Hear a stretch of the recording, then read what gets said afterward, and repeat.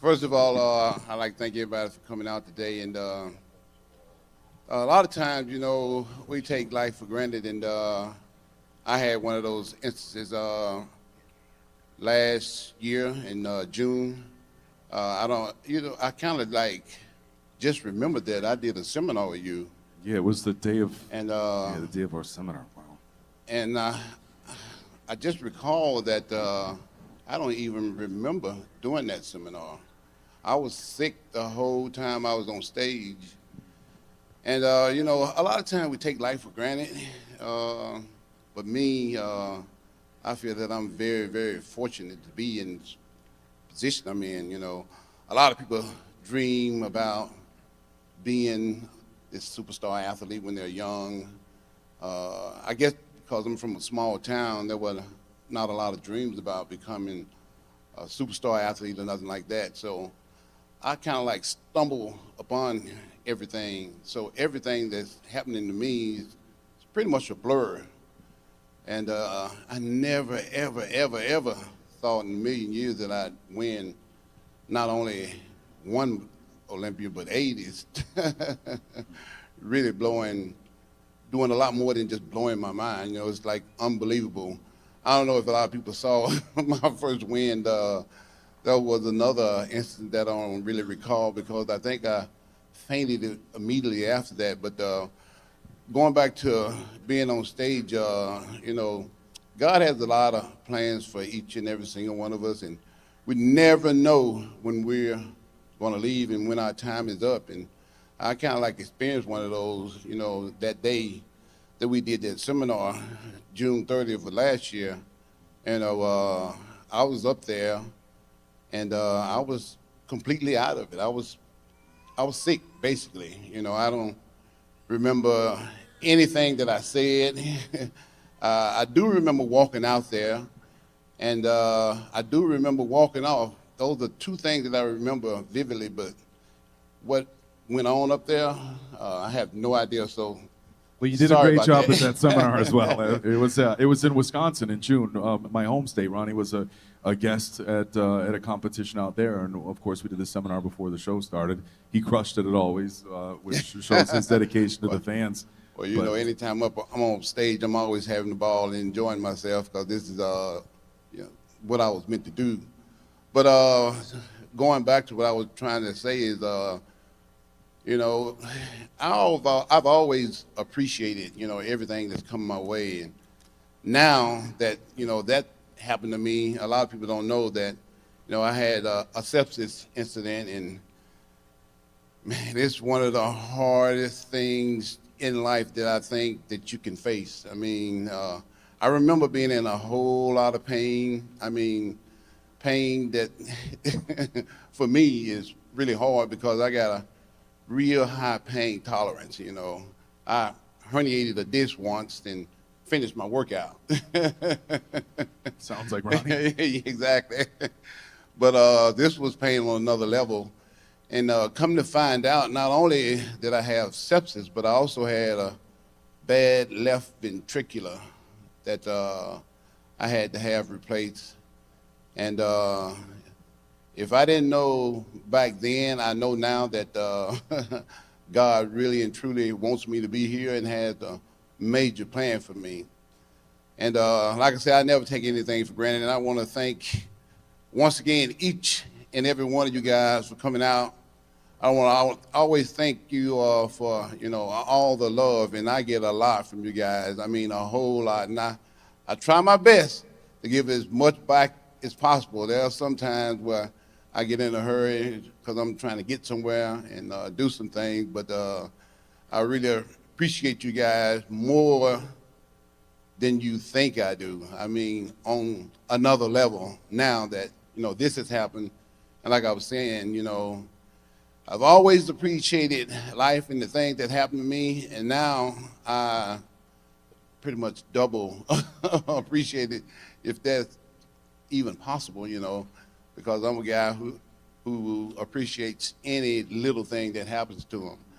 So, like I said, I want to thank you guys once again, for coming out, supporting us, always coming out and supporting us.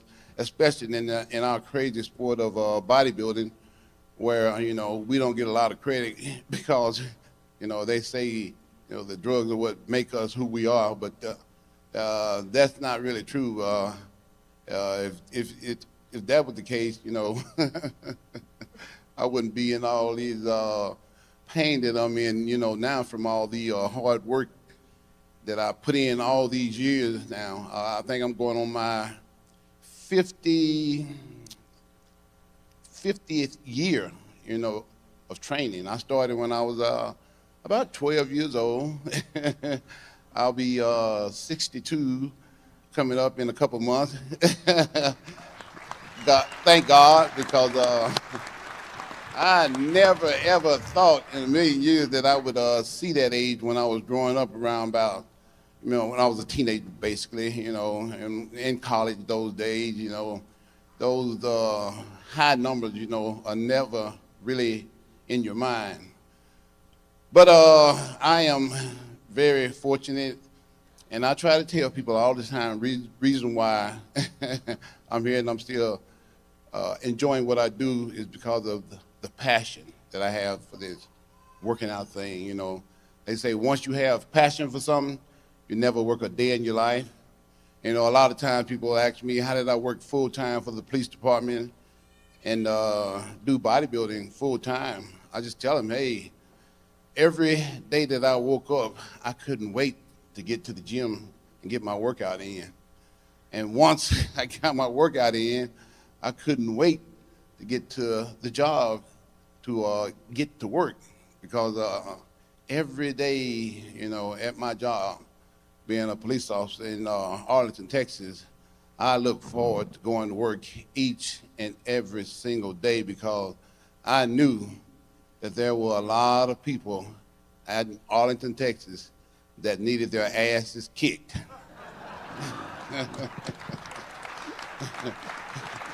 And I'm one of those who enjoy kicking a lot of ass. As you can tell, from these Olympias that I won, same thing on stage.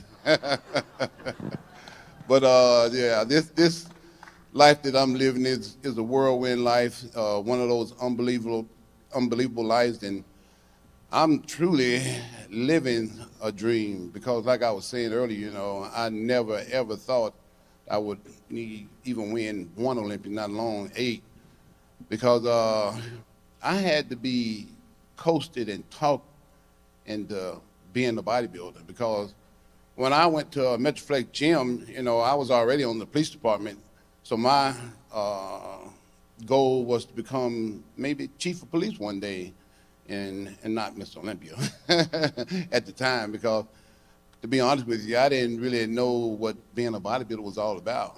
It took Brian about a whole week of trying to convince me to become a bodybuilder. And the only reason why I accepted was he gave me a free membership to the gym. So had he not offered that, who knows what would have happened. But everything happens for a reason. So I'm glad to be here, and like I said, I'm living the dream and having the time of my life. And I've went on and talked so much, I don't forget what question you asked me. That's okay. That's okay. No, we were talking about the 2001 Arnold, of course. That was the year you came here, you dominated, widely regarded as one of the best physiques on any bodybuilding stage. But you didn't get $750 grand that year, but it wasn't necessarily the prize money that pushed you to competing in the 2001 Arnold. Motivation was a little different. You got a call from Jim Lorimer. Well, Mr. Lorimer had been trying to get me to do the Arnold Classic every year after I won the Olympia, and every year was like, no, thank you. $100,000, it sounds real good, but I think I'm gonna pass on that. But this one year, 2001, he said, I'm giving away a Hummer. And I'm like, man, I always wanted one of those things, so you got me there. So that kind of coasted me to do that Arnold Classic. And the prize money was still there, but that Hummer is what really stood out. And Andrew made, what, $750,000 last night? It took me, what, 6, 7 Olympias to win that? 6, 7 years, and he did it in one night. Why could I not be born just a little bit later?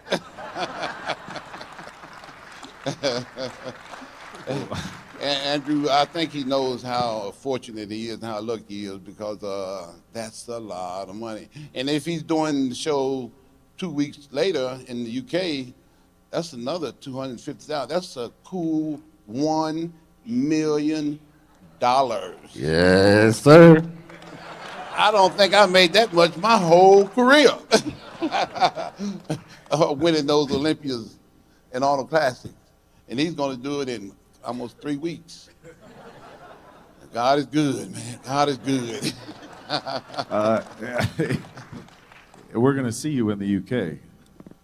Oh, it's done already. It's done already. Yeah, Now, Exactly. Itineraries, everything is booked, just waiting for me to just show up, and I'll be respectful. I wouldn't say kick some ass, but I will show up and just like take it away, and that's it. Yeah. Now, Andrew, of course, you got a trophy. You got the biggest check in bodybuilding history. But you just won your pro card a few years ago. For those of you who don't know, he won it here at the Arnold Amateur just a few years ago, 2022. Yes, sir. And came back, has been in the top placings. No, you're missing like something. The same year, just the same year, I got my pro card March, and in August I got the Arnold UK. Yeah, we pushed that.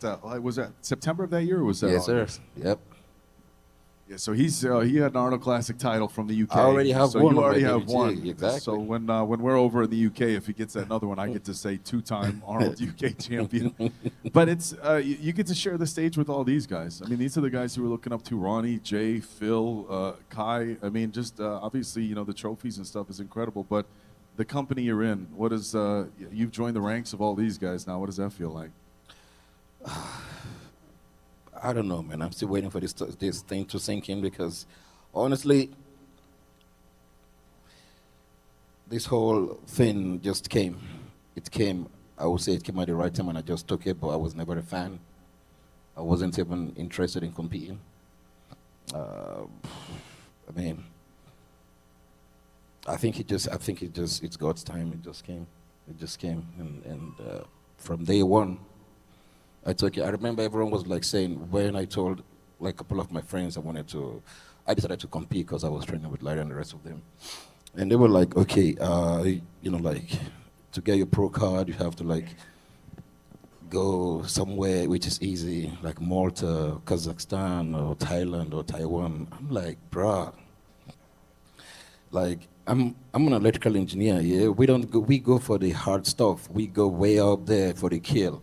And I'm like, if it's not the Arnold, I'm not doing it. And they're like, you can go to the Olympia, amateurs, it's 27 pro cards, first, second, third. I'm like, what? Second, I get a pro card? Nah.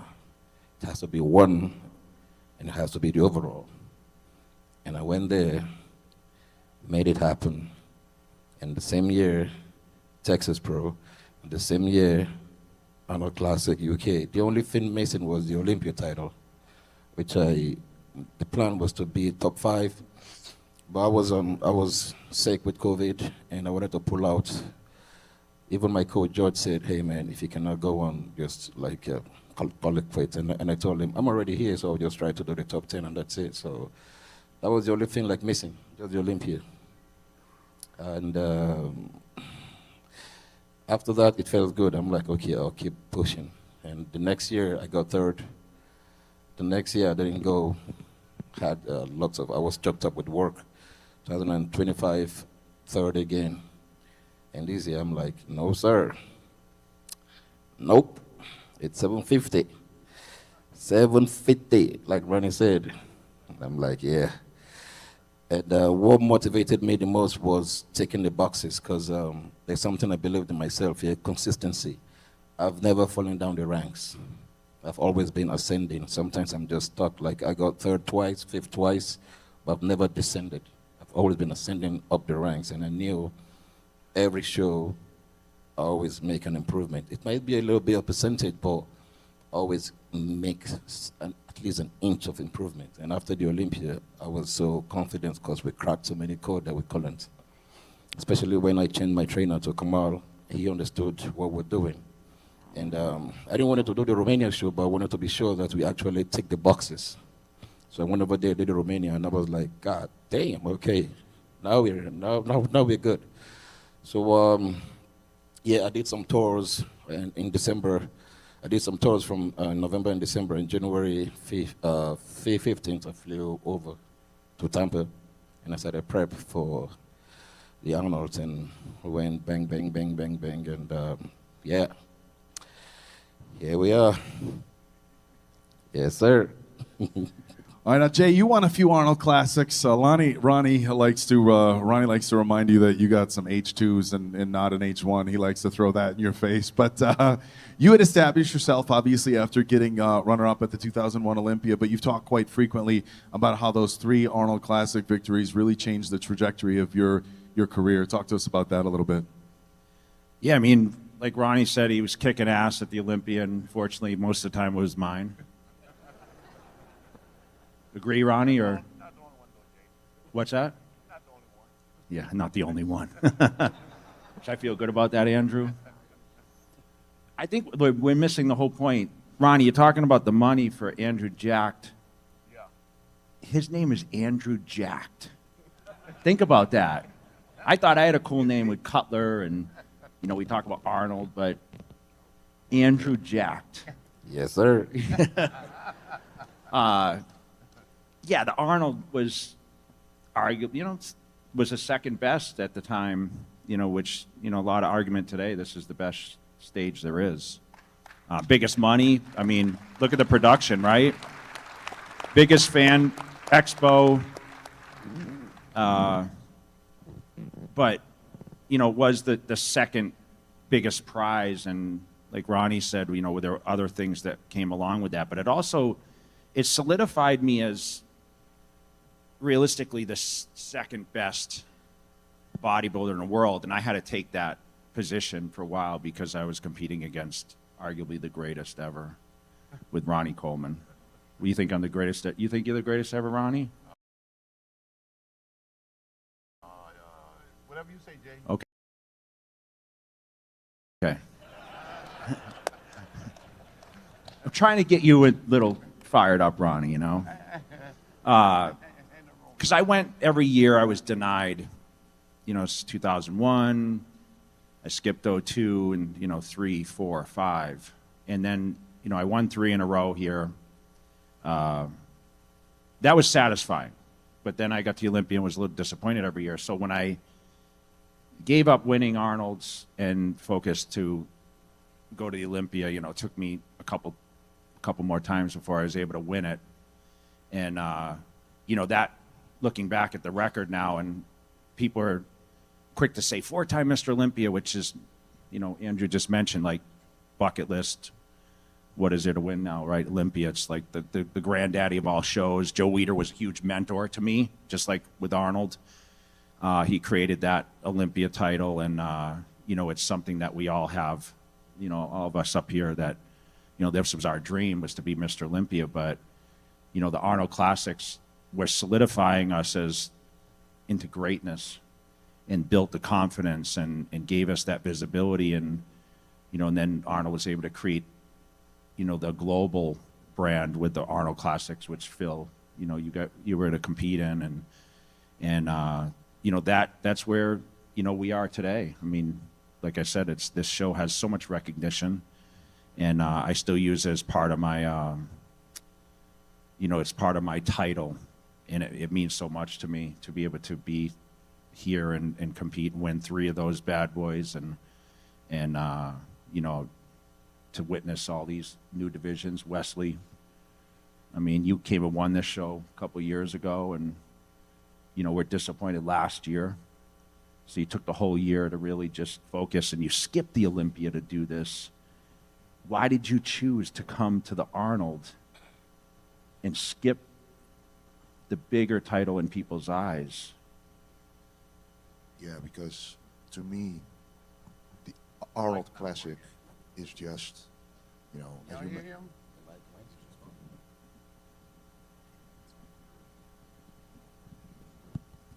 Does it work? Yes. All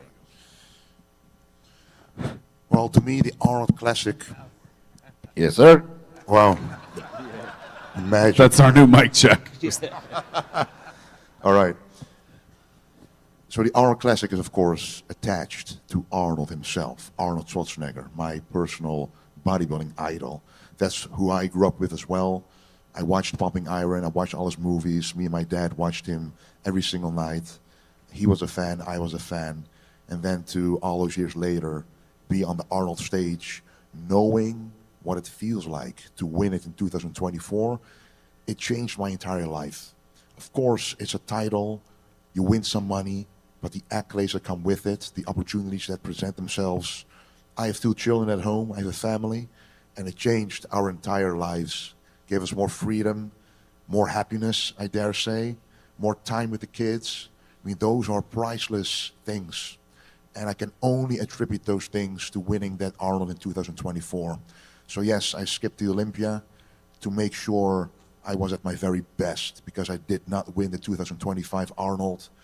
I was disappointed. There were several factors, of course, but I learned a lot from that show. And I learned a lot from what you, Jay, and also Phil told me back at the FIBO, which was last year in April. Just ignore the naysayers, just like Arnold said. Ignore what everybody says. Focus on you. Work hard. Grow up until at least 280. I went a little bit above that to make sure I made the improvements. But to be able to make improvements, you need some time off. And the Olympia came between that Arnold and this Arnold. So I had to skip it to make sure I was at my very best, to show improvements, what bodybuilding is all about. And that's what I did at this Arnold to win my title back. It was crazy, guys, because when we were at the Olympia, you know, I live in Las Vegas, so we had Wesley to be able to come on our podcast, and we had told Phil and I mean, I know what I told you. I said, you need to get huge. And basically, he showed up in my office. I'm like, holy shit. I'm like, are you classic still? And he said, this is what I need to do. And I mean, you were almost 300 pounds when you came to Vegas. And I mean, look at the physique that you put out on the stage, man. It was just so much improvement. And that's what all bodybuilding is all about. So the improvements mean so much. And when you have the ability to stand on this platform and showcase the hard work, and like Ronnie said, I didn't plan on being a bodybuilder necessarily, and similar to him, I got a free gym membership also. Damn, those free gym memberships, Ronnie, huh? Oh, yeah. So I probably never would have gone on stage because I wasn't confident that I looked good enough to stand up there. And someone like Phil, Kai, I met you when you were a teenager. Phil, I met you when, you know, you were 190 pounds, and you were some of the most shapely bodybuilders on the planet. And I think that you guys, I looked at you and say, oh, that guy has genetics. But at the same time, like Ronnie says, you have to work day in and day out to do this over and over. And, you know, I think a lot of us sit up here and, you know, we had the vision, but we just weren't sure the path it took to get there. And Arnold paved that way. I followed all his routines from the books. A lot of you guys remember there were magazines. That was our only outlet. So we had to make those routines come alive, and we all had people that we admired. I looked at Bob Paris, and I looked at Chris Dickerson, and I looked at Rich Gaspari, who was, you know, battling Lee Haney. I mean, Lee Haney was retiring the year I came in, and you know, we go through the history of bodybuilding. You know, Joe Weider mentoring a lot of us, and you know, but it all stemmed down what Arnold created, the platform. So I have a lot more respect today for the Schwarzenegger brand than I ever did because of what he's continued to do, even after being a film star and politics. And, you know, he's still in the gym. I see him at Gold's Venice training all the time. And, you know, I respect that when he's well into times where he doesn't have to necessarily work out. You can tell it's a true passion. Like you said, Ronnie, passion is everything. And I think a lot of the people sit in the audience, that's why you guys are here. That's why you listen to the stories. That's why you continue to come out to these things for the motivation build the consistency and to show the respect to those people that might maybe helped you navigate to be better yourselves. So hopefully we have some future champions sitting in the audience, and we'll someday be sitting up here.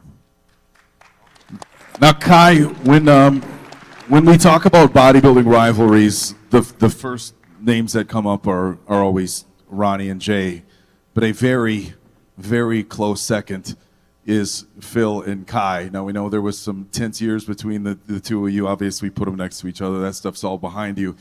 But the one thing, you know, and I was working in media at the time, and the one things that we were consistently talking about is, despite the rivalry, we all felt it was great because the two of you pushed each other to your absolute limits. And Jay and Ronnie will talk pretty openly about they've made each other better, that they were pushing each other. Talk to us a little bit about those few years when you were going back and forth with Phil, the motivation, the rivalry. You know, give us a little bit of insight.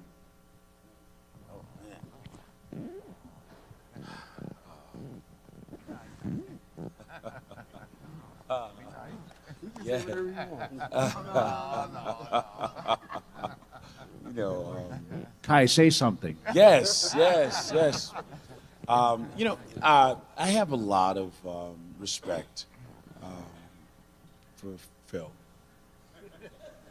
I mean, and I say that very honestly. I think, you know, you grow, you experience things, and, you know, the enormity of what you're able to accomplish when you really, really want to do something with the whole of your heart and the fullness of your passion. I like all of the great athletes up here. I am blown away with just being able to sit in this seat with Ronnie Coleman and Jay Cutler and the new athletes that are coming up that are at the top of their game, writing the new chapters of what the history books will have to just tell and live on in legend as they become their own larger versions of what supernatural success looks like for them. And I would be wrong if I weren't able to say publicly that I am deeply honored to be able to sit here, even with you, Phil. Yeah, and I say that to be funny, but at the same time, yeah, it's an amazing thing to see the things that you've been able to do in your career, and I wanted that. I wanted to be able to be my best. And this stage that we are able to sit on today was a huge platform and opportunity to do it. So I'm very, very thankful to the legacy of Arnold Schwarzenegger. Very, very thankful to even the athletes independently, you know,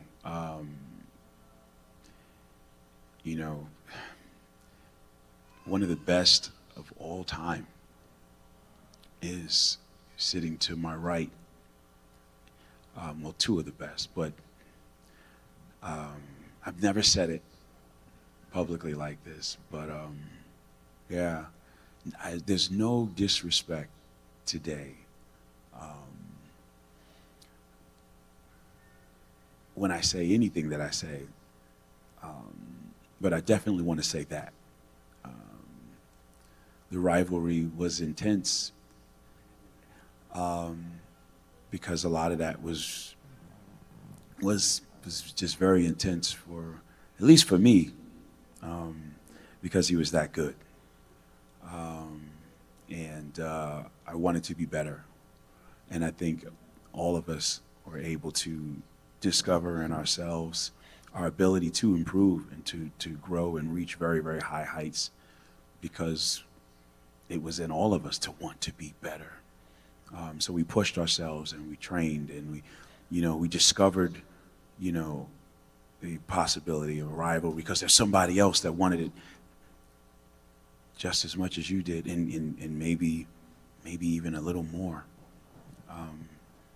So yeah, I am very, very humbled and honored to even sit here like this, because this is amazing. I did not come here with this expectation. I didn't see this as planned. I didn't know if this was You planned. know, for those of you in attendance, this is the first time Kai's been on the panel in years. I think since you won your last Arnold. Of course, we do these champion seminars, so we're very, very fortunate to have you here. We do know it was a little last minute, and Kai being the great sport, and you know, you've got a fan base, and it's huge, and it's for a reason because he does stuff like this. Respect.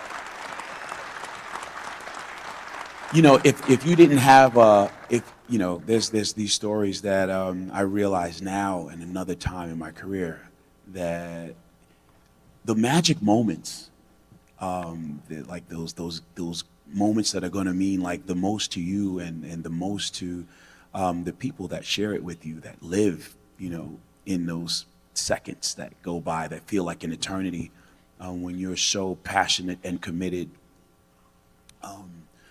Sometimes people don't tell you that that is like a golden moment in your life, you know. And sometimes I think you can be so caught up in that it's harder to step outside of it and see the larger picture, you know, the value. You know, we share moments, even with, you know, your competition, that helps you grow and experience something in your experience that is just, it'll be hard to write about. It'll be hard to even, you know, talk about. You might even need therapy to be able to understand, you know, and to articulate how valuable and awesome the experience is, and how much better you were for just having that opportunity, you know, the opportunity to stand with the people that you thought you were competing against, gives you an opportunity a lot of times to just find things inside of yourself that you didn't know, you know, your ability to be good and to even understand what your possibility of greatness means to you, a lot of times is a lot more explorable because that experience exists. So, you know, I think the great champions before me, what you sacrificed and what you did to see your dream happen.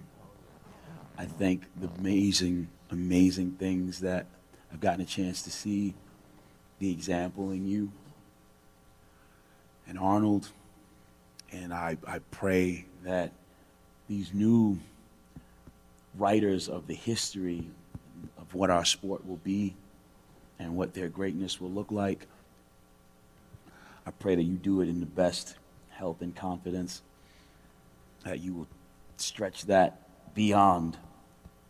And in this moment, yeah, I am very, very thankful to be able to say, Phil, I appreciate everything that you represent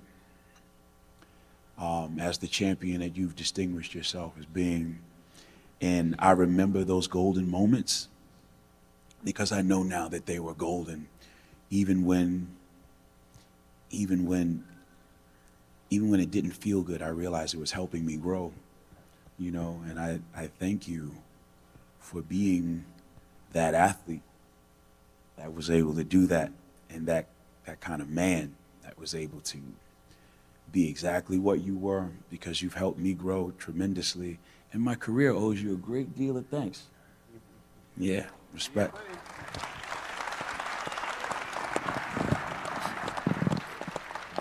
Phil, I think I got to be honest, man. Those are words I've heard from Kai about you that I haven't previously heard. So, you know, obviously I'd like to. I mean that in the absolute best. And second, and all the moments on stage. But you know, what do you say to that?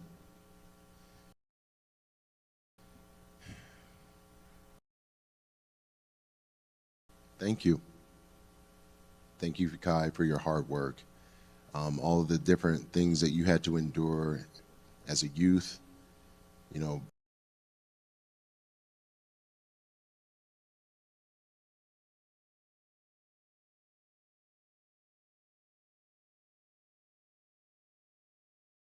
And for everybody here, you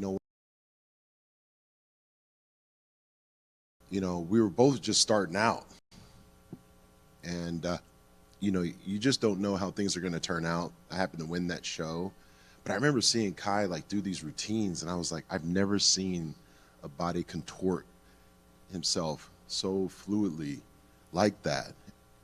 And I was kind of more stiff, because I was dealing with just trying to go from a previous sport of basketball to try to get into the sport of bodybuilding.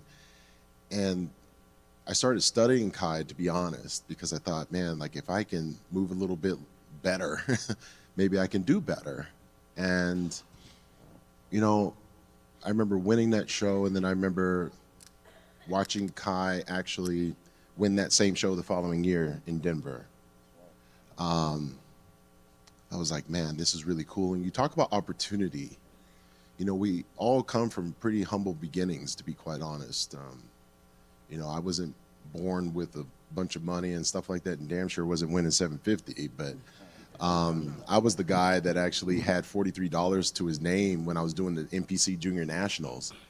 And you just have, when they say you have $1 in the dream, you just do the best you can. But when it comes to Kai Green, I remember seeing him win, and I was like, oh boy, this guy's gonna, be up there too. And then you guest posed in Denver.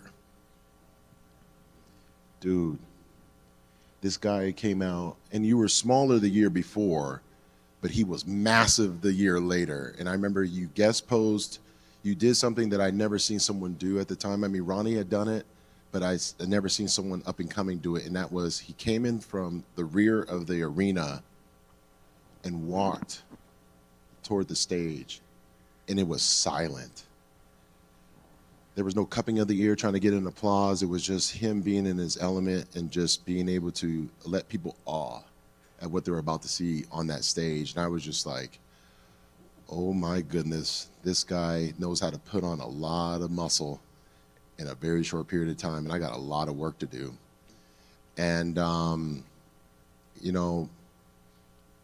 competing with Kai, was one of the greatest highlights of my entire career.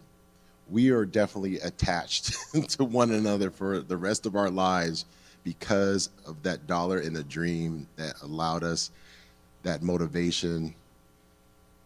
Oh, man, those are some great freaking times, dude. I remember being in Columbus, and I really wanted to win the Arnold. I did it in 2007, got 5th. I came back in that next year, placed 2nd to Dexter, watched him win the Olympia, and I got 3rd at my first Olympia. So I thought, well, why not take the year off, come back and, try to win that Olympia. And I ended up getting food poisoning the day before the freaking 2009 Olympia. And that's when Jay Cutler stomped a hole in everyone's chest and gave the quad stomp, that famous freaking quad stomp.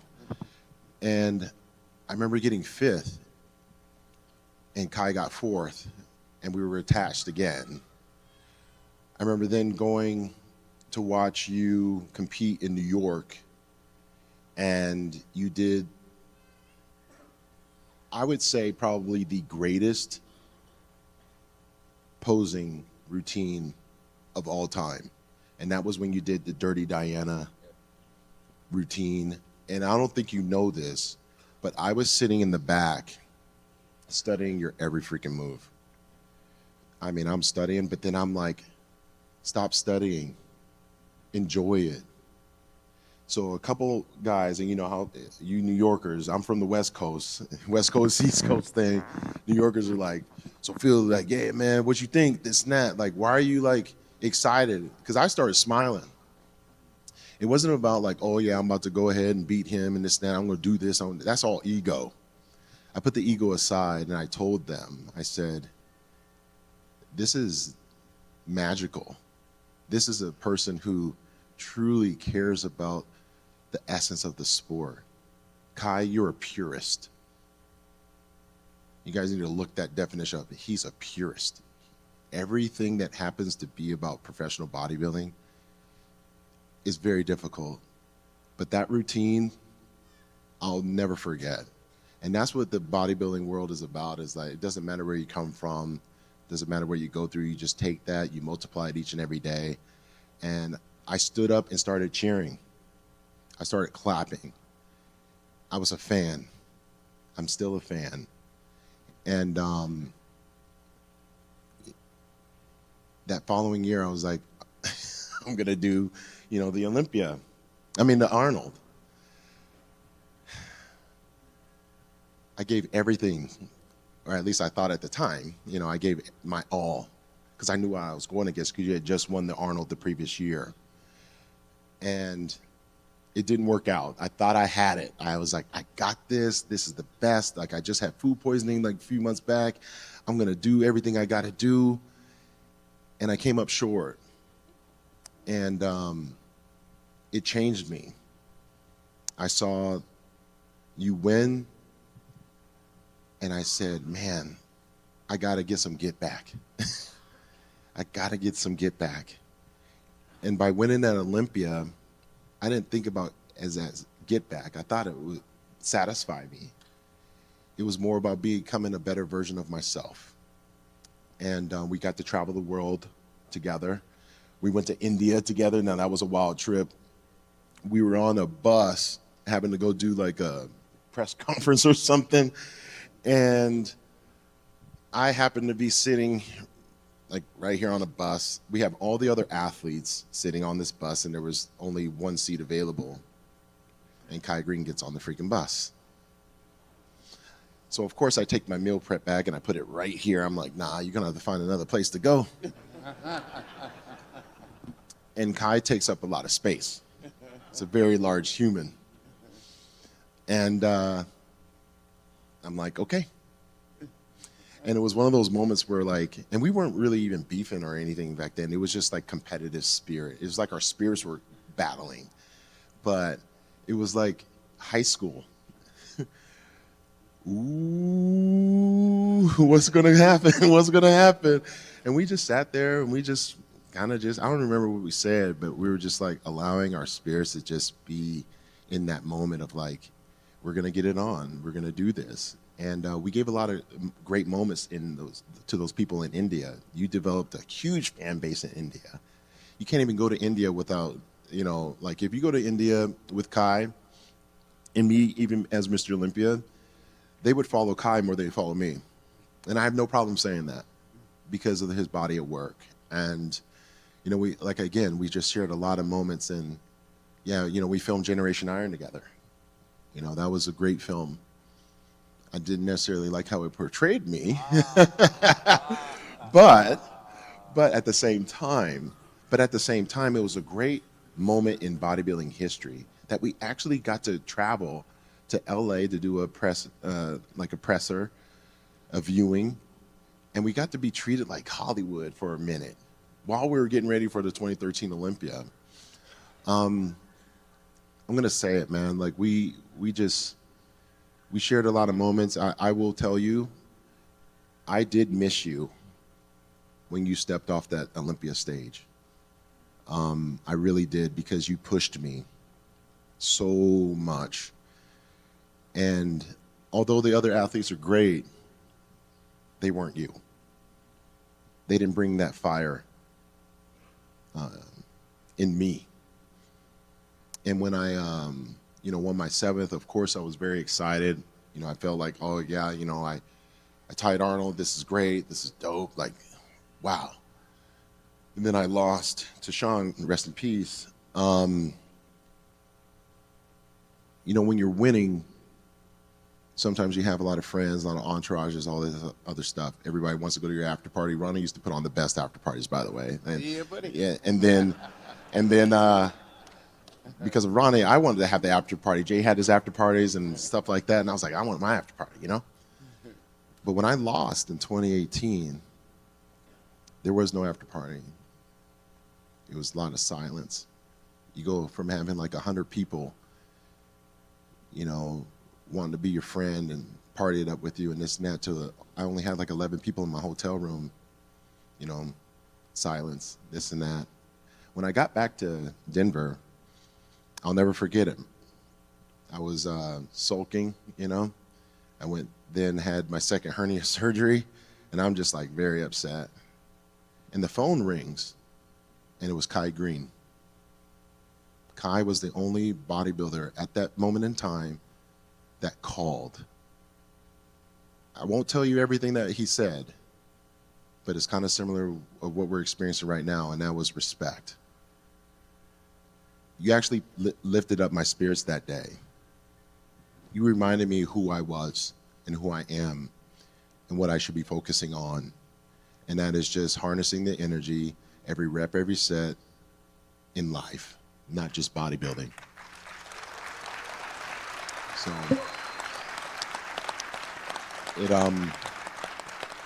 I'll never forget it. My wife, Cherie, won't ever forget it either. And she reminds me also, if she was here, that she was a fan of yours before she was ever a fan of mine.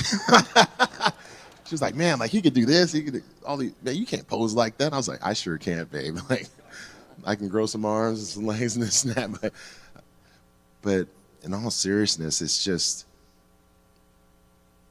so much gratitude. And I thank you all for coming here today. I thank Arnold for actually continuing having this event. It gave Kai an incredible platform. You know, the Olympia was great to me, but the Arnold Classic was great to me also.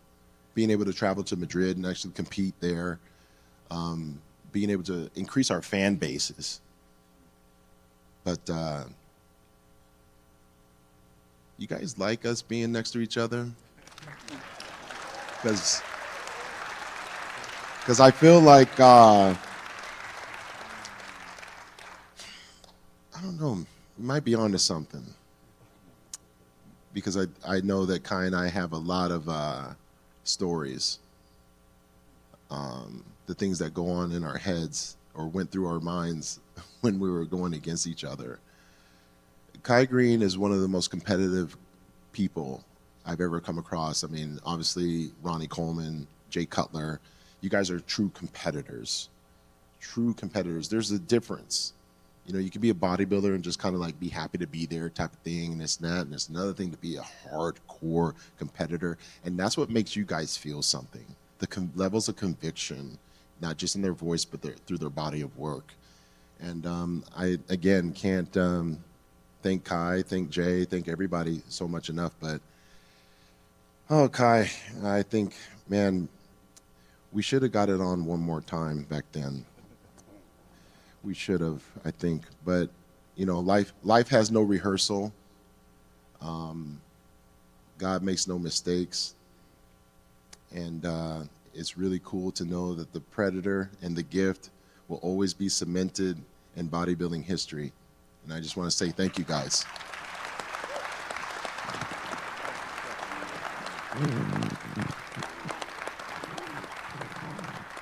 Ronnie, I know both these guys just talked about, you know, their adversities they faced and in pushing and driving each other.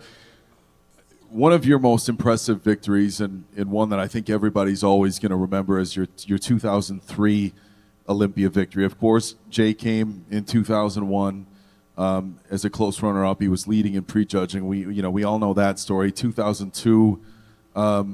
You were a little bit off, you know, that was the year everybody was rooting for Gunter. You still walked away with the title, but you really had something to prove when you came back in 2003. And it was not only one of the most impressive physiques that we've ever seen on a stage. I don't know if we'll ever see anybody like a 2003 Ronnie Coleman, but it was also one of the most just overall dominating wins.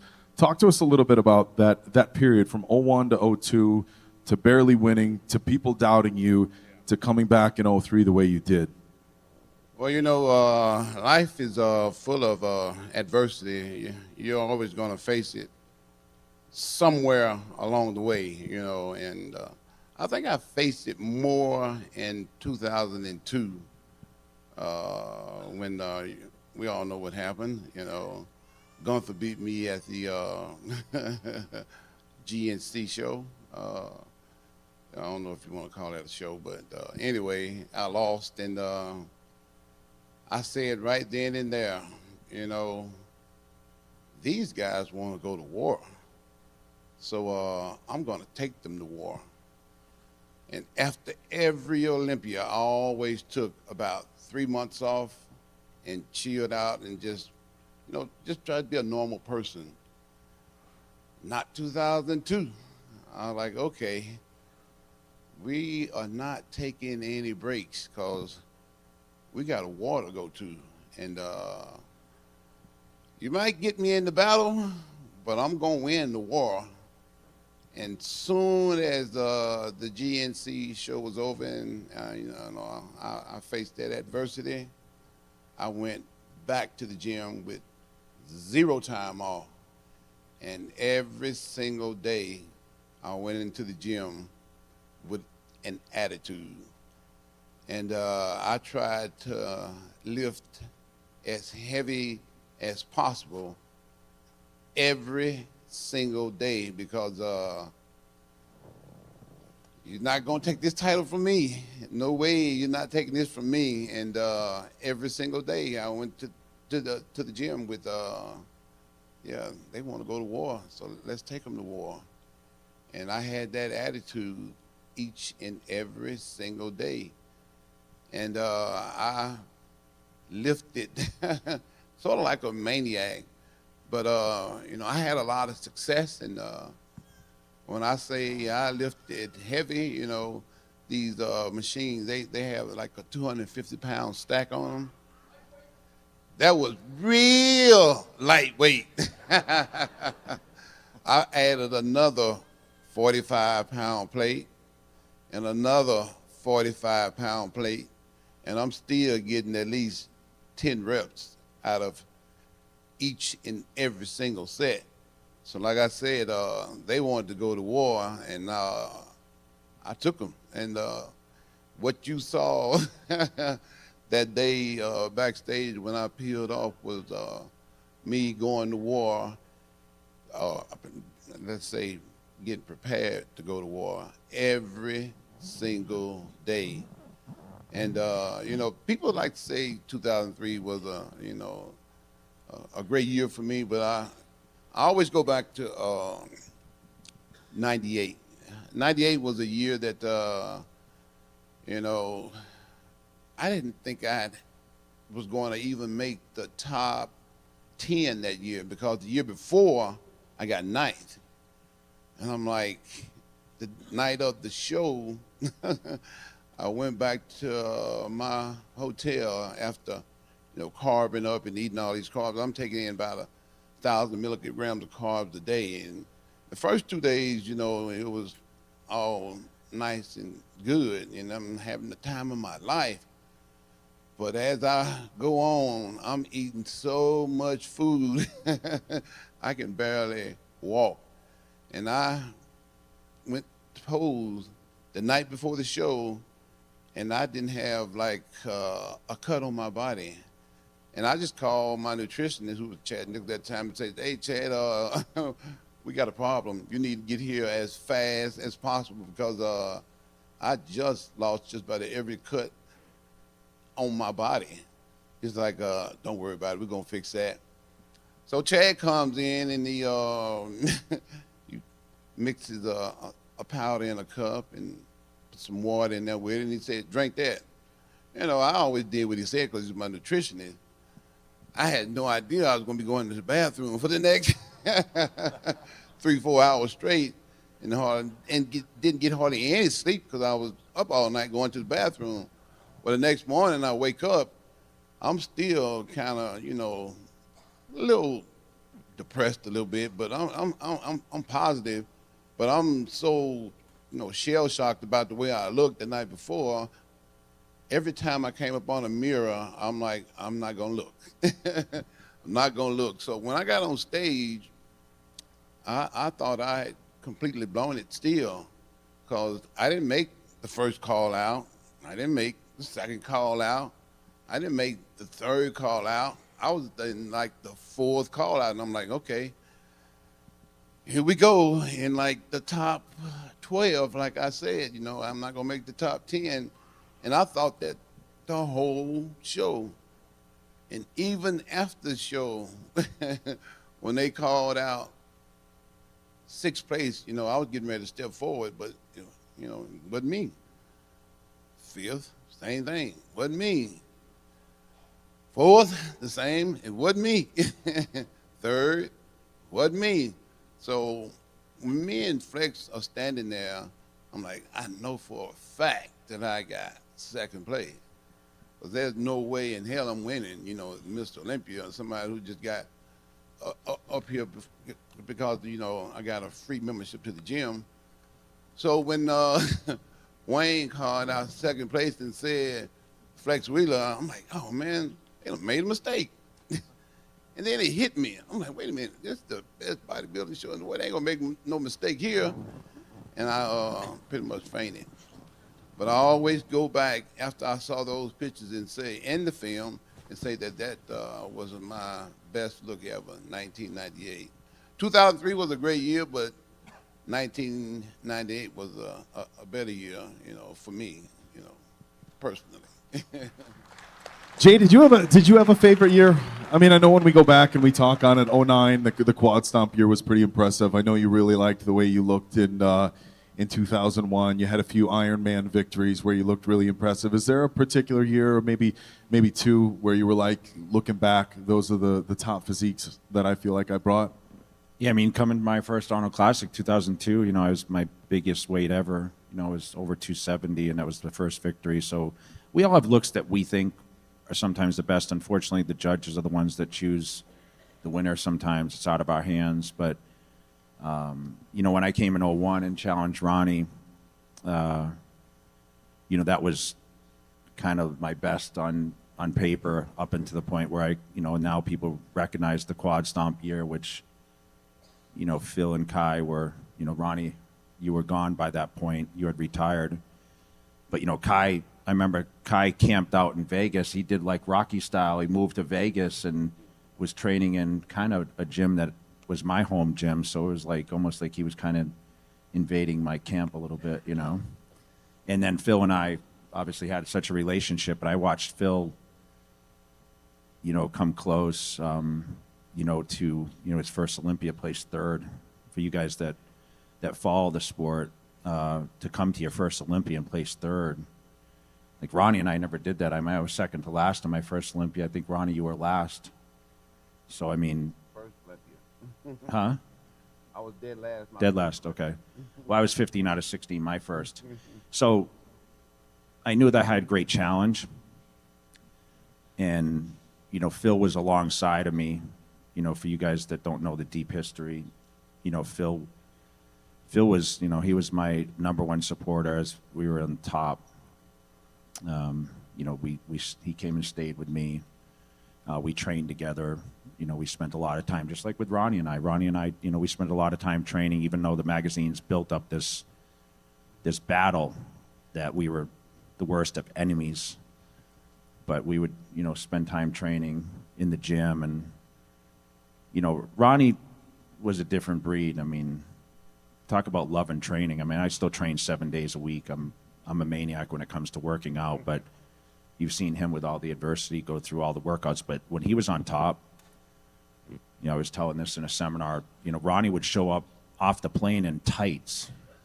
That's what we wore back then, huh, Ronnie? Oh, yeah. You wore like purple tights and yellow tights, and Ronnie's veins would be like coming out of his tights, walking off the plane, and Ronnie's flying in first class in tights. And I always wonder what people thought.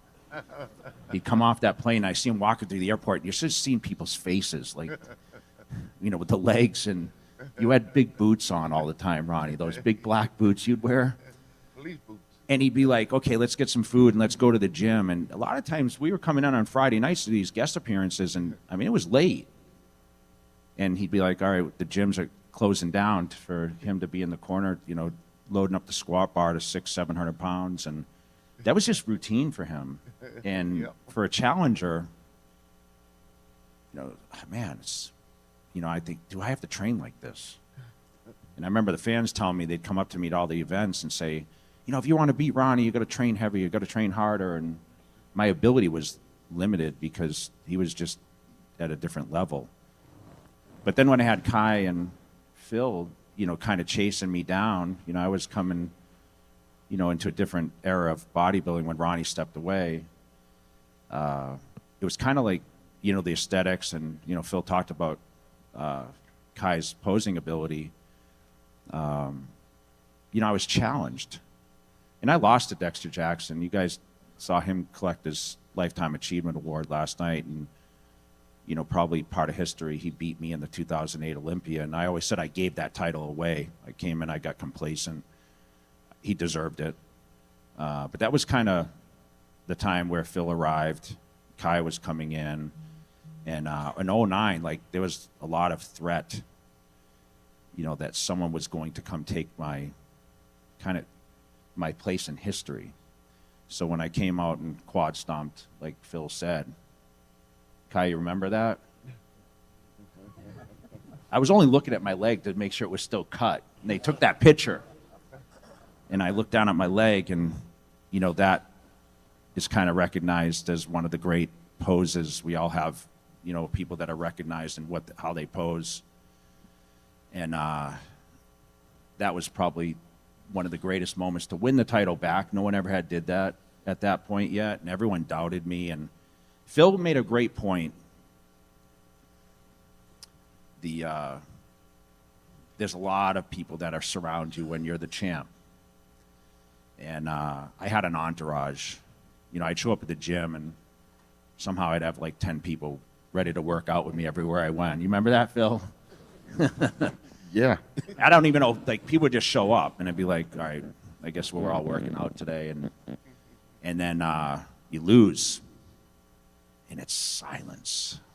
Even the sponsors, you know, hey, is Jade at the end of his career? You know, I pushed so hard against Ronnie Coleman. I mean, placing second for so many years, and then I win it and overcome, and, you know, first time beating Olympia champion on stage, 06. You know, I beat my idol, you know, and I never got to enjoy that moment. I talk about this because I was so concerned with Ronnie going for record 9, because I knew it meant so much to him, that my biggest concern, you know, we were chatting on stage. You can go back and watch the video, and Ronnie told me, you know, you beat me, you won. So I already knew, but I'm like, damn, how am I going to respond? I want to raise Ronnie's hand. If you notice, and then I raised his hand immediately because he was so disappointed. And,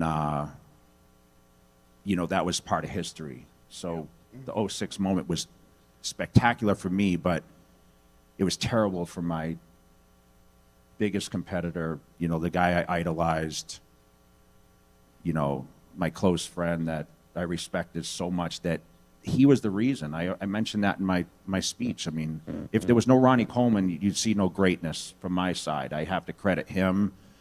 Although I was driven, you know, that man, he's the reason, because there is no one greater than that person over there, just in all around.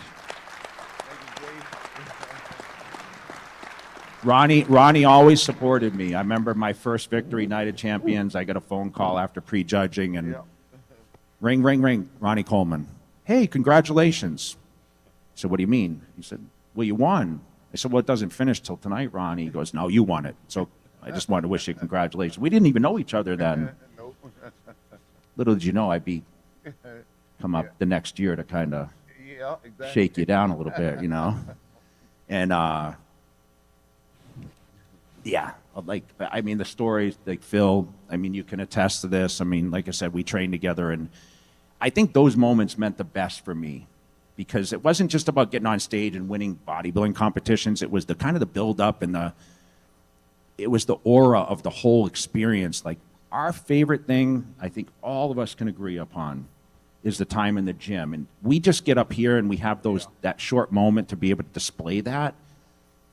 But it was truly the time that I spent to prep for those competitions. And that year was very, very special to me, just because I got to spend it, you know, with Phil, and be able to train with him and eat with him and mentor him how to be a champion.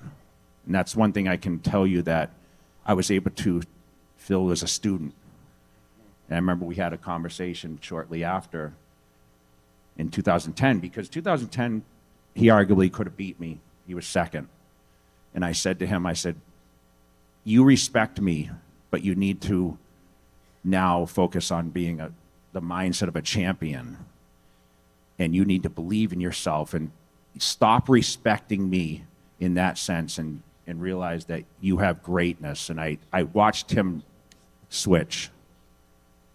And then he became intense and he became his own person. You saw what he brought in 2011. You know, it was extraordinary. So when you talk about greatest physiques and, you know, I think arguably that was probably his best. So it's like I take my moments and I credit those people around me because, yeah, I think I'd had a history in bodybuilding, but it was the others around me that created that drive, that motivation. They brought a lot of greatness. And of course, I had a huge fan base at that time. So people believed in me, but there was a lot of people that doubted me also. And sometimes I was best at being the underdog. And I believe that's when I was my best. So 09, for sure. History, recognized for that. I mean, today, that's a lot of people know me for that. But, you know, overall, it's, you know, there was a lot of great looks that I think I took to the stage. Now, Andrew, the top of the men's open division right now, we don't really see these rivalries. You know, we've rotated Olympia champions a handful of years. Of course, the Arnold Classic champion, we go back 4 years, we've had, you know, 4 different winners. Of course, you won this year. Last year we had Derek, Sampson, Hadi. As far as training, as far as your mindset for prep, not necessarily having, you know, hey, I got to chase Ronnie, or hey, I know I'm going to be on stage next to Phil. Where is your head at when you're training? You're not really focusing on one single guy, are you? Yeah, I think it's a different individual perspective. I'm never chasing a human. I'm chasing who I'm looking at in the mirror, which is me. And that's the ultimate mindset. Yeah. Because I don't know what this person is dealing with or what the other person is dealing with or how they're like doing their thing or whatever, but me, I have to face me and challenge me so that I can be able to sort out myself with those guys whenever we stay on stage. And that's why the ultimate goal was just me. Now, Wesley, with you're right at that cap for a classic physique at this point. I believe you're around to be, what, 249 is what you're allowed to be in your class? 256, actually. 256, Yes, actually. yes. So I'm a few pounds off. You're pushing that weight limit, aren't you? I still have some room to grow. You have a little bit left to grow. Well, that was going to lead into my next question. You know, you've got this weight limit for classic physique, which of course, you know, everybody knows at this point. Last year's winner, Mike, was over the weight limit, wasn't able to enter. You're probably going to be seeing him in the UK. But when you're training for a class that has a weight limit, there's got to be a different mindset. I mean, Ronnie, Jay, Phil, Kai, you guys are always pushing. You know, obviously there was a need to keep an aesthetic, but it was get bigger, get bigger, get bigger. You're always limited a little bit with that weight class. So when you're going into the gym, it can't be, hey, I need to slap on 80 pounds. How does that training look, knowing that there is a cap to how big you can get, I guess? Yeah, to be honest, this last off season, I did train like a true bodybuilder, if I'm very honest. And also, I mentioned Arnold being my idol, but I did watch Ronnie Coleman's DVDs, of course. That was honestly the first touch I got with true bodybuilding and how to train hard. Those T-bar rows, those bent over rows, that bench press, all those old school movements. That's what I used to do as a kid, and that's what I kept doing for a lot of years. And I know, even though I'm doing classic physique, the basics will always remain the same. It's putting on muscle, working out as hard as you can in the gym. Because I think a lot of people have the thought that classic physique competitors, they have to train in a certain way because they're afraid they will put on too much muscle. But there's a little truth to that you don't want to put anything else on the waist, for example, because you want to get that V-taper. But to be honest, I still train literally as hard as I can. For example, in my case, I wanted to bring up my legs. Legs, you have to train hard to get some pounds on there, for sure. So that's what I've done all year, eating more food on the leg days to make sure I have all the energy and recovery I need to build mass there, for sure. And that's where I put most of my pounds that I still had left in my weight cap. And the upper body was already pretty much there, so it improved a little bit, but it was mostly about the proportions, which is what classic physique is all about. But yes, you're very right. You can't just think, oh, I'm going to put on just general mass just to be the biggest guy. You have to think, where am I going to put that mass?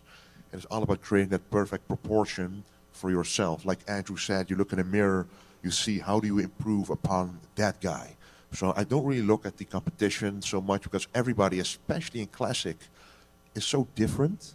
So everybody, like sometimes every year, the winner looks so different compared to the year before. So you really have to be your own best. And that's what I've done. And for me to be my own best, I had to get better proportions because I know exactly what the judges' feedback is, what people are saying online. I see it myself. You have to take it seriously, and that took some time. So this off-season was a true bodybuilding growth off-season with, in the back of my mind, okay, pick the movements that put mass exactly where it needs to be without going anywhere else unnecessarily. So you do stay below the cap as much as you can, so for the future, you have more room to grow. And that is definitely my intention, also for future shows like the Mr. Olympia. And now, Phil, Wesley's talking a little bit about, seeing what people are saying online, getting feedback from the judges. It's interesting when we talk about online and in social media, and it's easy to forget, here in 2026.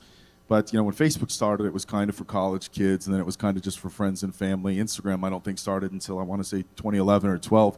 You were really the first Mr. Olympia during the social media era as we know it today, and it changed everything. It gave fans the opportunity to kind of have this one-on-one interaction that we really never saw before. Of course, there was the discussion forums, but those weren't necessarily the same thing as Instagram.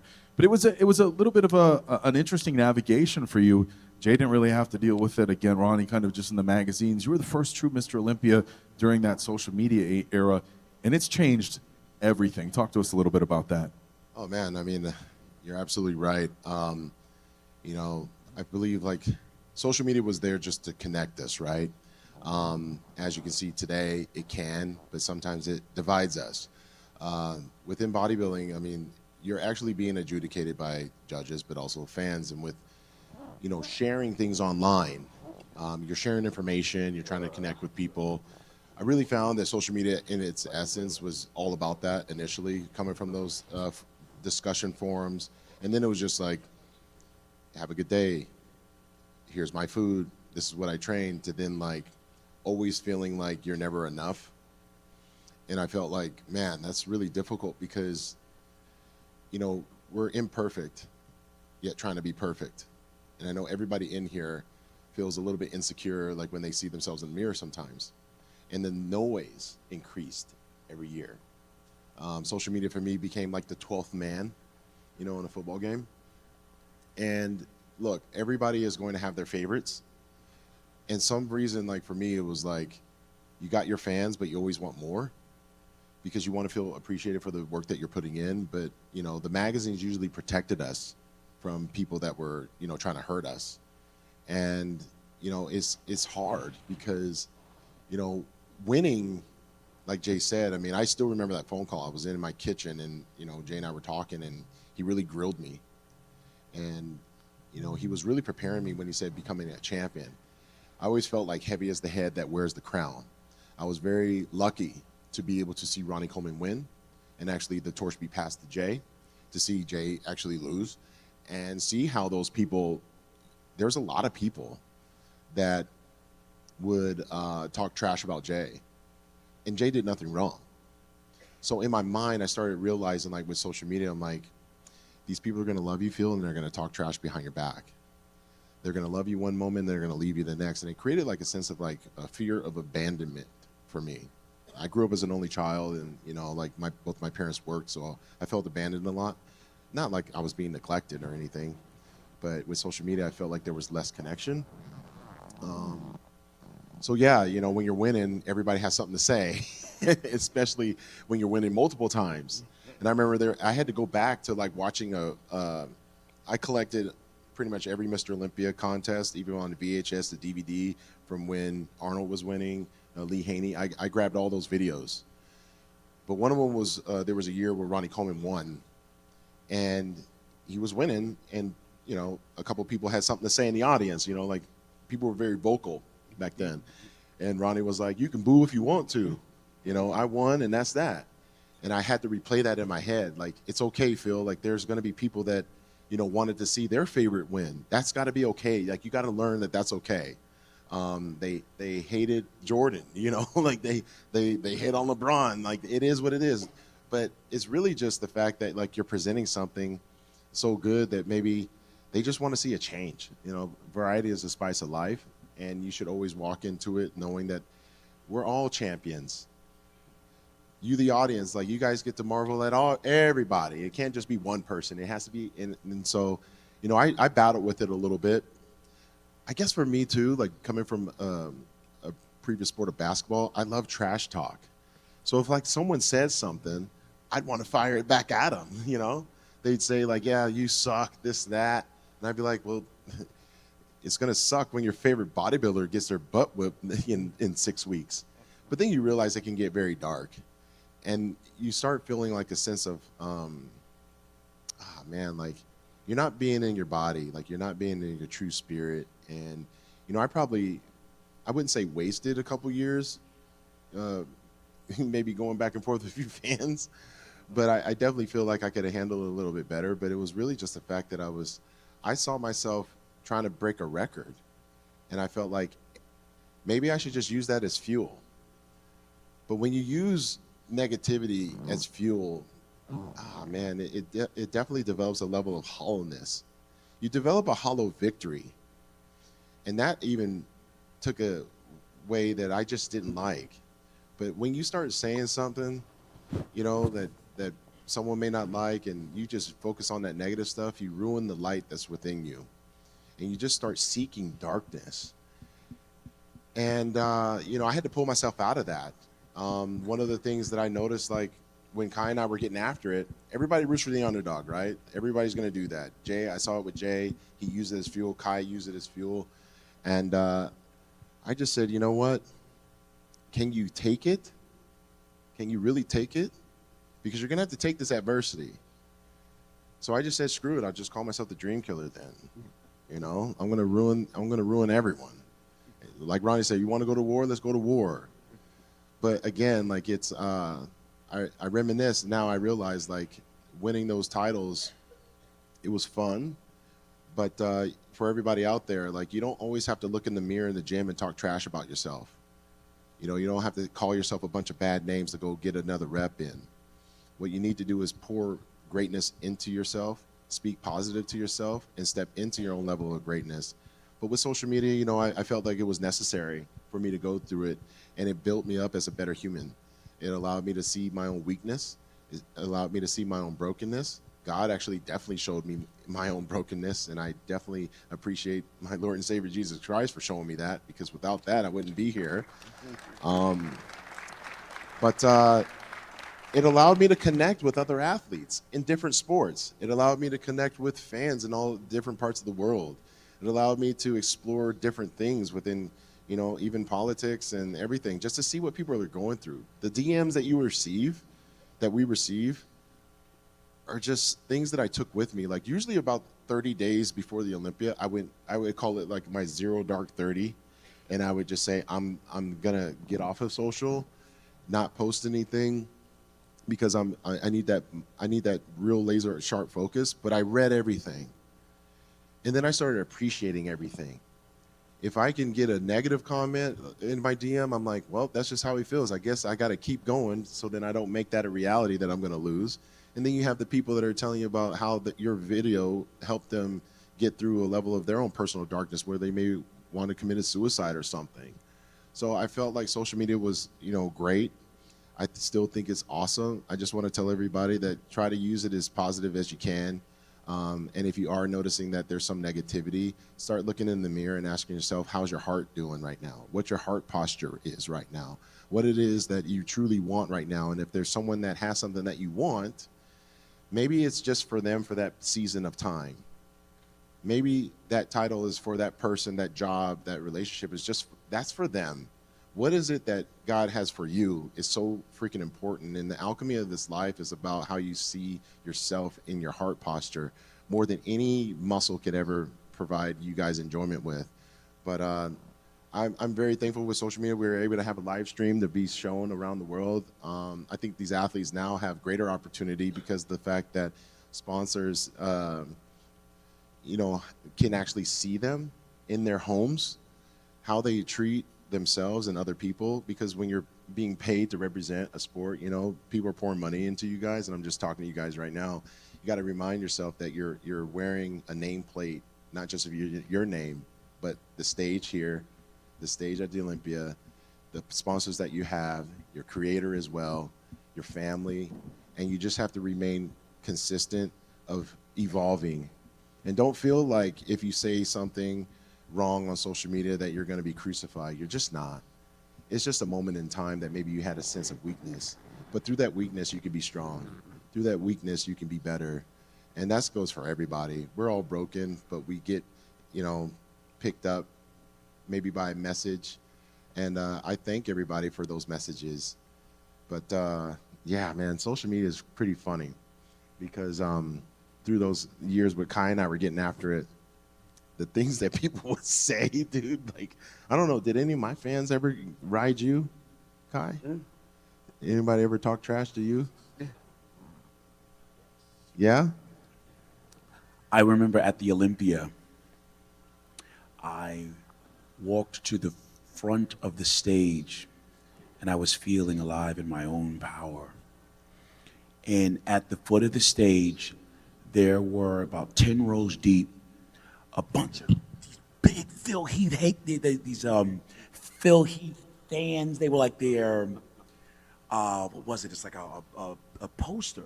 Oh, like the cutout, the things you put on the wall, but like and you hold it up. Popped up out of nowhere. It was like I was in the wrong place. I was in the wrong place at the wrong time, and it was frightening.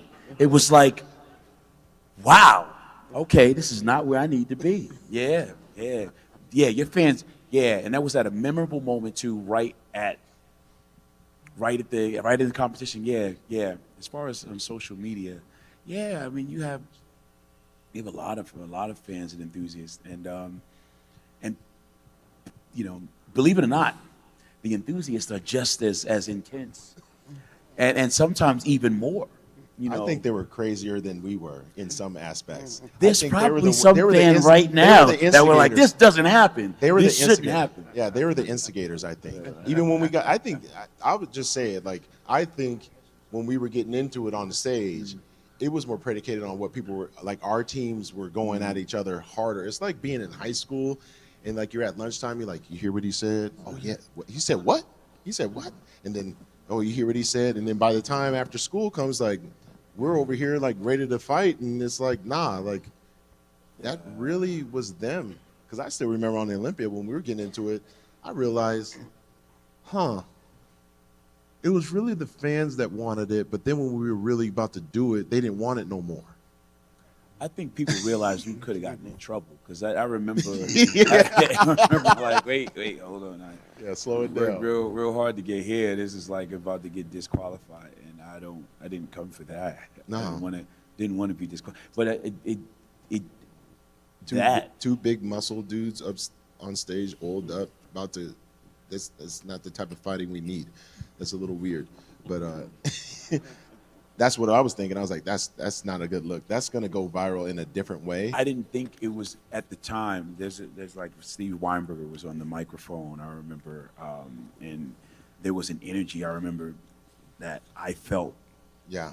Some rows back even in the judging pit, and it felt like, oh snap, this just went the wrong way. Quick, like really quick. I almost thought that they weren't gonna have us like removed from the stage. I was like, wait, hold on. Wait, this is we cool. We got this. This is not this isn't gonna go anywhere else. Like there was a moment where it felt like any second we were all gonna be called back off the stage. Yeah. And something else not so cool was gonna happen.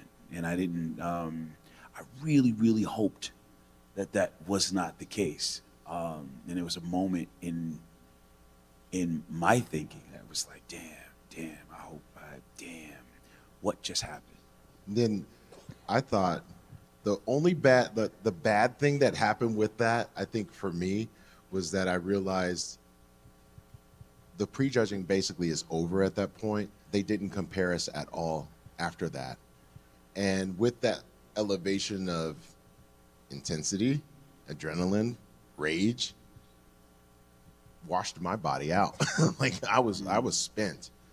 I wasn't ready to do any more posing. I was just like trying to collect myself emotionally. Which was all the more reason to keep going. They turned on the house lights, Kai. Like they were like, no, like it was like pitch black, like this, and then they turned the house lights on, and then spread out. That was like a shockwave, dude. Like when Big Steve said that, I was like, oh boy, like, okay, sorry, principal. That is what yeah. That is what it felt like. Yeah.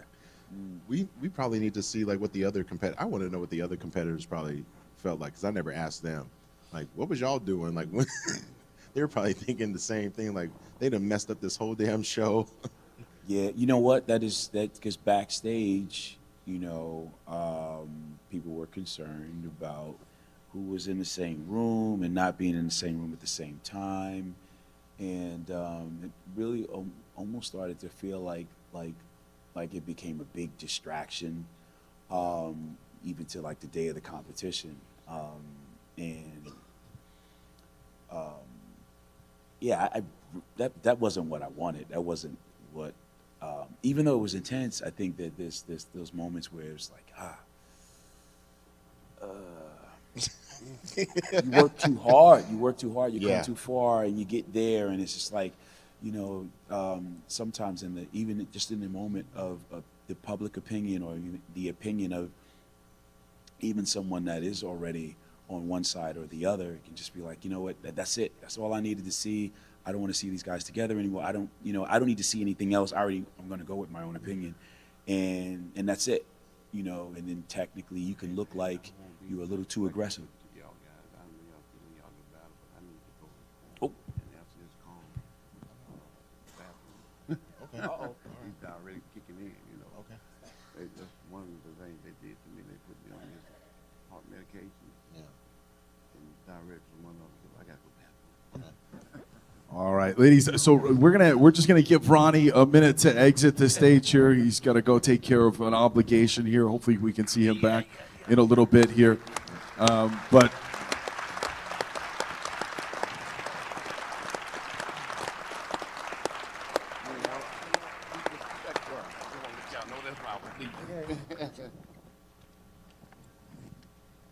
yeah, I was at that Olympia. It was intense. Rope was up there in between you guys, and I never thought of it like that. Where hey, we have two big guys in speedos and oil, so the tension is there. I don't think any of the fans thought of it like that. We thought it was about to go down. But what's funny is like even today, I'm just gonna tell you guys, like even this morning, like Dave is like, just to let you know, Kai is here. I'm like, there's always going to be like this thing. I just wanted to make sure. Look, I know Phil and I know Kai and I know they're good, but we enjoy sitting down here for these seminars and having real conversations. Yeah. And if I'm being honest, and I can't speak for either of you, but the discussion that we got from the both of you a little bit earlier, and I follow you both very closely on socials. I watch all your stuff. I don't know that we've had a conversation that raw between the two of you. And certainly not one that I was part of. And look, I just wanted to make sure that everybody was comfortable. I'm not the type of host that's going to be up here pushing buttons to get reactions from these guys for the sake of likes or the video.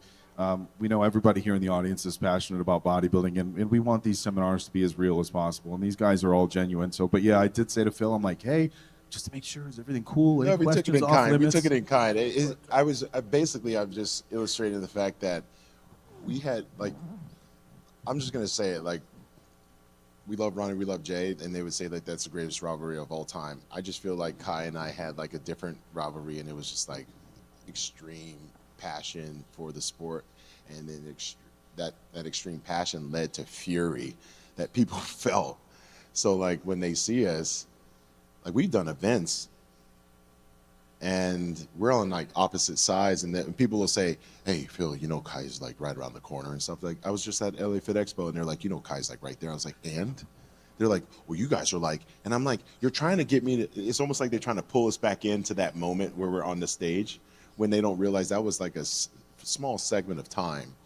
And of course, like now you guys are able to see that, yeah, we're not sending each other freaking hearts on emojis and Merry Christmas and all this other stuff, but the respect is always going to be there. There's a love for the sport. There's a love for one another's hard work. And I think we can leave it at that. But yeah, I think it's important that we have this opportunity. Yeah. Jay, even your rivalry with Ronnie, these guys were just talking about almost getting into it on stage at the 2014 Olympia. Even your rivalry with Ronnie, a lot of guys like to pin you guys against each other, but not knowing behind the scenes that you guys traveled all the time, that you were friends. Yeah, like I said, it's a respect thing, but at the same time, you build that relationship. Even though there's an age gap, there was 10 years between Ronnie and I. So, I watched him when I came into it, and I followed kind of what he did. But we always had fun competition. We turn our back to the curtain, to do that back double. And Phil remembers this. I would talk some shit, So it was Ronnie would. They do need the to put same a thing. microphone like right there, Yeah. so you guys could hear like. Because when you just like- can't see us talking, Oh, but you can't see. Oh, Jay would say some stuff. Yeah. Were you up on the stage talking shit to these Always, guys in the yeah, back yeah. poses? They're also learning something new every day. It's all fun, and I think when you spend time with people, you develop those friendships, and like Phil said, there's a lot of passion that goes into it, and you share the same interests. But I think some people expect they love the chaos, right? I think that social media, we're talking about social media, and I think that it seems like the shock value things are the things that kind of catch attention today, and people love to see the battles, and we just when someone gets into, it's just like I just saw this thing on Larry Wheels, slapping some guy on live stream, and it's like went super viral. You'd wonder if that's real, right? And Kai and Phil, we always get that. Phil, you got in Kai's face, and Kai, you got in Phil's face, and you swung the hair and you hit his face on stage, right? And it wasn't probably intentional at the time, but Well, was it?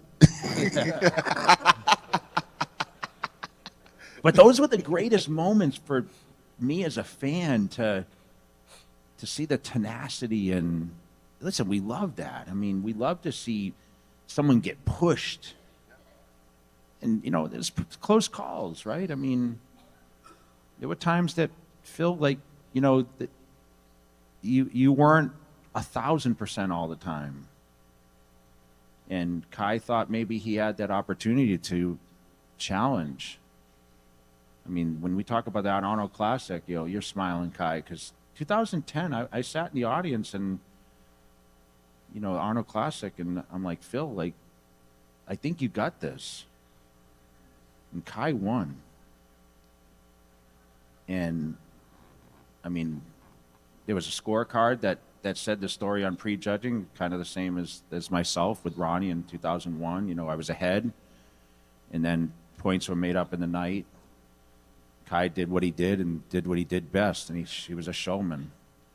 He had the ability to capture the audience, but also the judging, and I think that makes the difference sometimes where, posing routines nowadays. Andrew, you put on a hell of a show last night with the posing.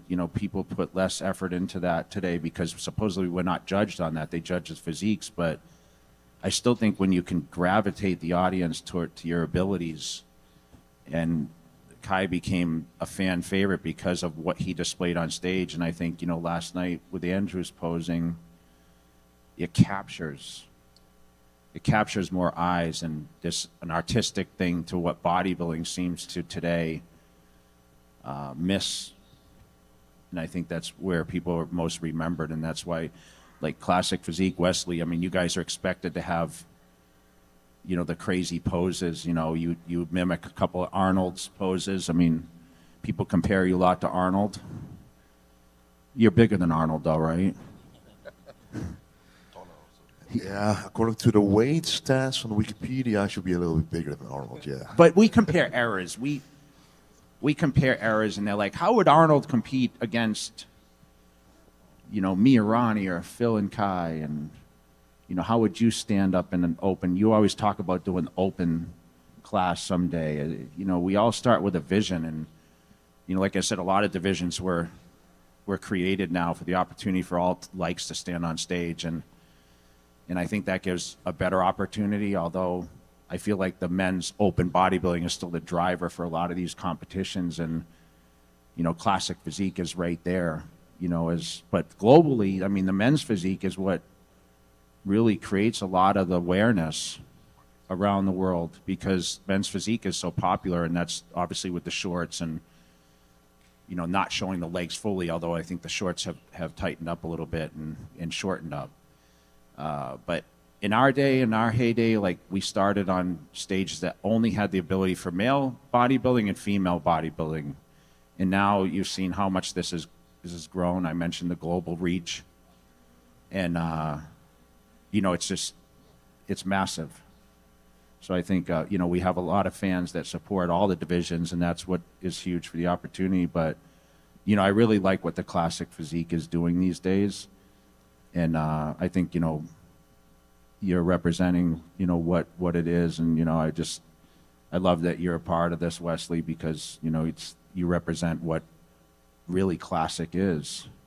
I mean, when you talk about classic physique, I mean, people would use you as kind of a standard in a sense. And I don't think there's anyone that's 6'3" that's your size. And I love that. I appreciate that a lot coming from you, Jay, because those words really mean a lot to me when I'm back in the gym working out. Those are the things that go through my mind when I'm doing the sets, knowing that I'm doing the right thing here. Because, yeah, you're right. I mean, classic physique came to be because maybe from the audience side or from the judges side or the industry side, they wanted to see something different. There was too much of a big gap between men's physique, which was already there for a few years, and the open class. There was nothing in between. And there were so many guys who loved to do the bodybuilding posing, and they had passion for classic bodybuilding, but were not big enough to jump in the open, but also in men's physique you don't do the poses. So there was nothing in between. And then classic physique came about, and that was the perfect opportunity for, now we know, an enormous part of the bodybuilding industry who can now also competitively do these shows. And luckily, fortunately, it has proved to be very popular, because a lot of people aspire to be bodybuilders, but not necessarily be as big as they can be, but just strive for a certain physique. They can look good. For example, men's physique, it's like it started out as a good beach physique. That's how it started. And then it evolved as well to now, sometimes I'm backstage, I'm like, are you doing men's physique or are you doing classic? I mean, I remember my first pro show back in 2018, Chicago Pro. I was backstage. I was like, whoa, these guys, I'm going to go against those guys. But those were men's physique guys. And I was already, whoa, those backs, those details.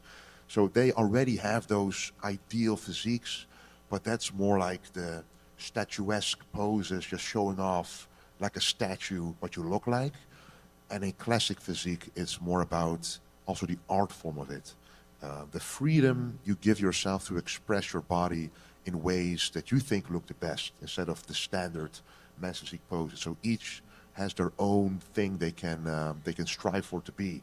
And I'm really happy classic physique is there, because even though I always say, yes, I would love to do an open class, but me and Andrew talked about it a little bit. When you're a tall guy, it's very difficult to get big enough to fill out your whole frame and then to win a major show. It's not as easy as people think. So that's why classic physique for me right now is the perfect fit. And it's what Arnold, I believe, back in the day, of course, there was open bodybuilding. But nowadays, I think Arnold also really embraces classic physique as also a true bodybuilding class. So I'm very happy to be sitting up here with all these legends and to be able to do my thing and to inspire so many people all around the world. Just promise me when you do the open show, you do the quad stomp, because I saw Andrew do it last night. So thank you for always giving me recognition on the quad stomp. Always, sir. Always, always. All right. Well, ladies and gentlemen, at this time, we are going to welcome our final guest here to our Sunday seminar. Everybody, please rise and welcome to the stage the greatest of all time, the one and only Arnold Schwarzenegger. So we had a phenomenal weekend, crowned some new champions, and we just gave away the biggest purse in bodybuilding history, $750,000, something I know you're very proud of. How'd you see the weekend? Well, I mean, $750,000 is 750 times more than I got when I won the last Mr. Olympia. So I'm very happy about that because that's, was the very reason why I wanted to get into producing bodybuilding shows way back in 1975 when I was in South Africa, winning the Mr. Olympia competition against Lou Ferrigno and Serge Nubret and Franco Colombo and all those guys. And we got $1,000. I said to myself, we got to change that. And so then I got in touch with Jim Lorimer, who organized in 1970 the Mr. World competition here in Columbus, Ohio, at the Veterans Memorial Auditorium. And it was a spectacular competition. The best bodybuilders in the world came together, including Sergio Oliva. And it was the best organized, not just because I won, but it was the best organized from his end, from Jim Lorimer's end. And it was just, it ran so well. I mean, we came over from London, from the Mr. Universe contest, and there was no plane connection to make it to this competition because ours was on Saturday night and this was on Sunday night. And so the plane connections wouldn't work. So he sent a private plane to New York. So when we landed from London, where the Mr. Universe contest was, to New York, there was a private jet from Volkswagen, owned by Volkswagen, that picked us all up, all the athletes, Boyer Coe, Franco Colombo, Dave Draper, everybody. They came over from London and dropped us off here in Columbus, Ohio. I mean, think about the organization. This is now 1970, where private planes was not really the in thing, like today. So, I mean, just that's how organized Jim Lorimer was. So I said to him, I said, look, when I retire, I want to be your partner. I want to organize World Bodybuilding Championships, Mr. Olympia. And that's what we did in 1976, exactly 50 years ago. We were here in Columbus organizing the Mr. Olympia, and we upped the cash prizes from $1,000 to $5,000. The following year, to $10,000, then to $15,000, $20,000, and it went up. And now we have the highest cash prize with $750,000 and $1.5 million in total cash prizes at our event here. So this is really a huge, huge leap forward. And like you've heard Dexter Jackson talk about it yesterday, that how many bodybuilders now have a career. I mean, how, it was not just the cash prize, but it is really to promote bodybuilding on an ongoing level and to let people know that bodybuilding, what you see here on stage, these are the most supreme athletes, supreme bodybuilders, the most muscular men in the world. But that's not really what this is about. It is about motivating everybody to just lift weights and to do something. Your goal can be to be the best runner, the best decathlon athlete, or the best speed skater, or whatever it is. But everyone now has to lift weights in order to get better and to reverse the aging process and to feel good at your later age. Every doctor now recommends for bone density and for all this, to work out with weights. So this is what our competition is all about. It's like to kind of have a huge expo and to get the message out there throughout the year to stay in shape and to exercise. Movement is life. Movement is life. The longer we move, the longer we live. As soon as you stop moving, then the body rusts. When it rusts, this is the first step to death. We don't want to go there, at least not yet. Eventually it will happen anyway, but let's just prolong it with exercising and good nutrition. So this is what our show is about, is just to bring hundreds of thousands of people together, to motivate the people. They have the industry here, food supplement companies, clothing companies, weight training equipment, and everything is here, and everyone is having a great time. So this is what our competition is about. So we are very happy that we were sold out every night, and the fire marshal kept going to us and says, don't bring in one more person, otherwise I'm going to close you down. And I'm happy that they're that kind of like tough, because public safety to us is the most important thing. And you could see probably the amount of police officers that we have here. We have over 200 law enforcement people watching over us. This is from the FBI to Homeland Security to the local police force, the SWAT teams. Everyone is watching us to make sure that we are safe, because the world is not safe right now because of the Middle East thing. And this, we have been witnessing this over the last 5 decades. Every time there's a war, the terrorist attacks happen and all of those things. And a place like this, where you have so many hundreds of thousands of people come together, is the best place to hit. So therefore, we have really good protection. And we want to say thank you to the firefighters and to the first responders, to law enforcement for their great help. How about a show of hands? How many people are attending their first ever Sunday showcase here? Wow, a lot. So I would say about half the audience. So welcome to the Sunday Showcase. Of course, we have prejudging and finals and all the competitions going on all weekend. This is my favorite, and has long been my favorite portion of the weekend, getting to sit down and hear these stories. And we have so many new people in the audience tonight. So we're gonna get to that a little bit. Last night, we had a very special guest on stage presenting the Most Muscular Award. We had the wife, Debbie, and daughter, Maria, of your old training partner, Franco Colombo, and I think it means so much to the fans and everybody that you honor him in that regard. We had him pass a few years ago, obviously a huge loss for the world of bodybuilding. Talk to us a little bit about your relationship with Franco, because such an integral part of your upcoming and something that we've all become so familiar with, obviously, with the popularity of pumping iron. Well, it's always important that when people leave us physically, that we don't let them leave us, mentally. I mean, they always have to be there. And I always said this about Franco. Franco was such a good friend, and he was such a great inspiration to so many bodybuilders around the world, especially people that felt kind of like they have no chance because they were short or they were little. And here's Franco, 5'3". He says he was 5'3". I think he was actually shorter. But he was Franco. He's 5'3". And I mean, that guy was doing lateral raises with 85 pounds. He was doing press behind the neck with 140 kilo, which is 315. And with crazy squats with 700 pounds. I mean, he was an animal. And then he was very, very dangerous in bodybuilding, also in competition, because he was so muscular and he was so competitive and everything.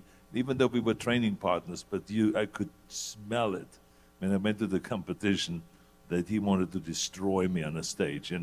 He started hitting poses that I've never seen him hit before and all that stuff. So it was really great. So he was just such a great champion, and won the Mr. Olympia twice and Mr. Universe, and he beat all of the big guys. And so he gave a lot of little guys hope. And so that's what Franco's strength was. And so I wanted to make his legacy live on. And because he was so muscular always, I decided that I'm going to have at the Arnold Classic every year the Franco Colombo, most muscular pose, and have his wife and his daughter Maria come out together. So they each year come to Columbus, and they come out on stage, and they are helping me present the trophy to the most muscular man. And so it's really wonderful. And I of course would never forget the wonderful times, not only to train with Franco, but Franco was also a fierce chess player. And so he would come over to my house, and he would beat me in chess. But then I gave him a little bit of red wine. And he loved red wine at night after 9 o'clock, after dinner. And he drank the little red wine. Then I saw him slipping a little bit, and it was a stalemate. Then I gave him another glass, and then all of a sudden he started losing. So anyway, so this were our chess games at night. sometimes at 1 o'clock in the morning. We had so many laughs and so much fun and traveling all over the world. So anyways, I would never forget Franco. He's just a fantastic guy. But talking about champions, I mean, here there are some great champions sitting right up here. And I'm so happy that you're all here, because there's so many people out there, and I see it in Gold's gym and in other gyms when I work out. You know, they're these scroungy little guys, and they're pretending to be trainers. And they know it all. And they talk a big storm, and they use big words and everything like this. But they're not really that helpful.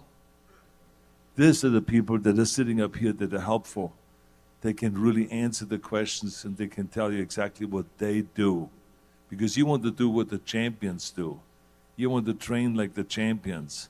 You don't have to do exactly the same routine. So if he's talking about they train 5 hours a day, you don't have to train 5 hours a day. But what the hell did he do to have lats like that?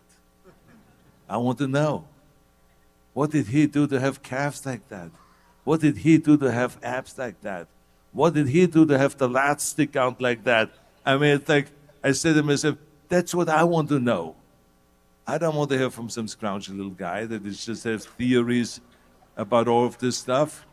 I want to hear from the experts, and this is why we have organized that, and I've worked very hard on it, to bring the champions together and to answer your questions and to talk about their training.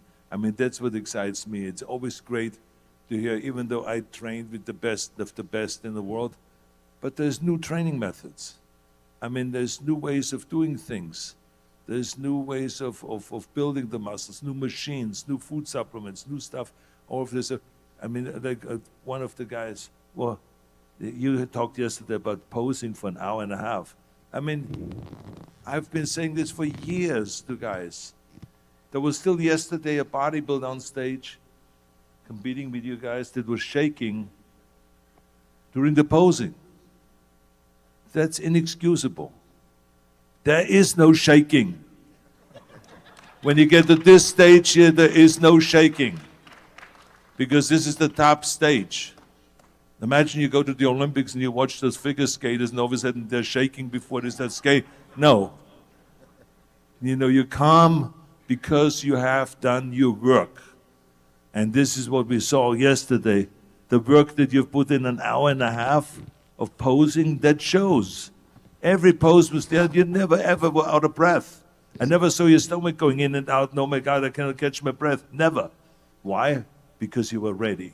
Yep. And this is what it's about. It's like to be ready. And I always tell people, I say, when they say, you know, I'm entering the competition the first time, what is your recommendation? I don't give them an exercise. I just tell, train your posing. Because you can have all the muscles in the world, but if you don't know how to display it to the judges and to the audience, you have nothing. And this is not, by the way, just with bodybuilding. It's with everything like this. Have you ever seen when you go to an auction for art? I mean, there's not like they don't just throw the paintings in front of you. No, they put the painting up there with the special spotlight and the special music and the dialogue and the this and the that, and the story about the painter and all this stuff. So it's all about presentation. Everything is about presentation. And so this is why, you know, we have now a new winner at the Arnold Classic, and because of his great, great posing. That's the most common thing everyone said was posing. He and outposed all the rest of them. And this is what it's all about. Anyway, it's great to have all of you here, the champions that I admire so much. And when we talk about training partners, of course, we talked about Franco. You had some of the best, Sergio. I actually have a nephew who's doing a project for Kimberly High School back home in Wisconsin. His name is Casey. And of course, it's a psychology class, but he's keeping the family proud and doing it on bodybuilding somehow. But he wanted to know your thoughts and have your words on how important it is to have a good training partner and what that does for the psychology of training as far as pushing you, working your hardest. How important is having a good training partner to get the most out of your training, whether it be bodybuilding, weight training, or for anything?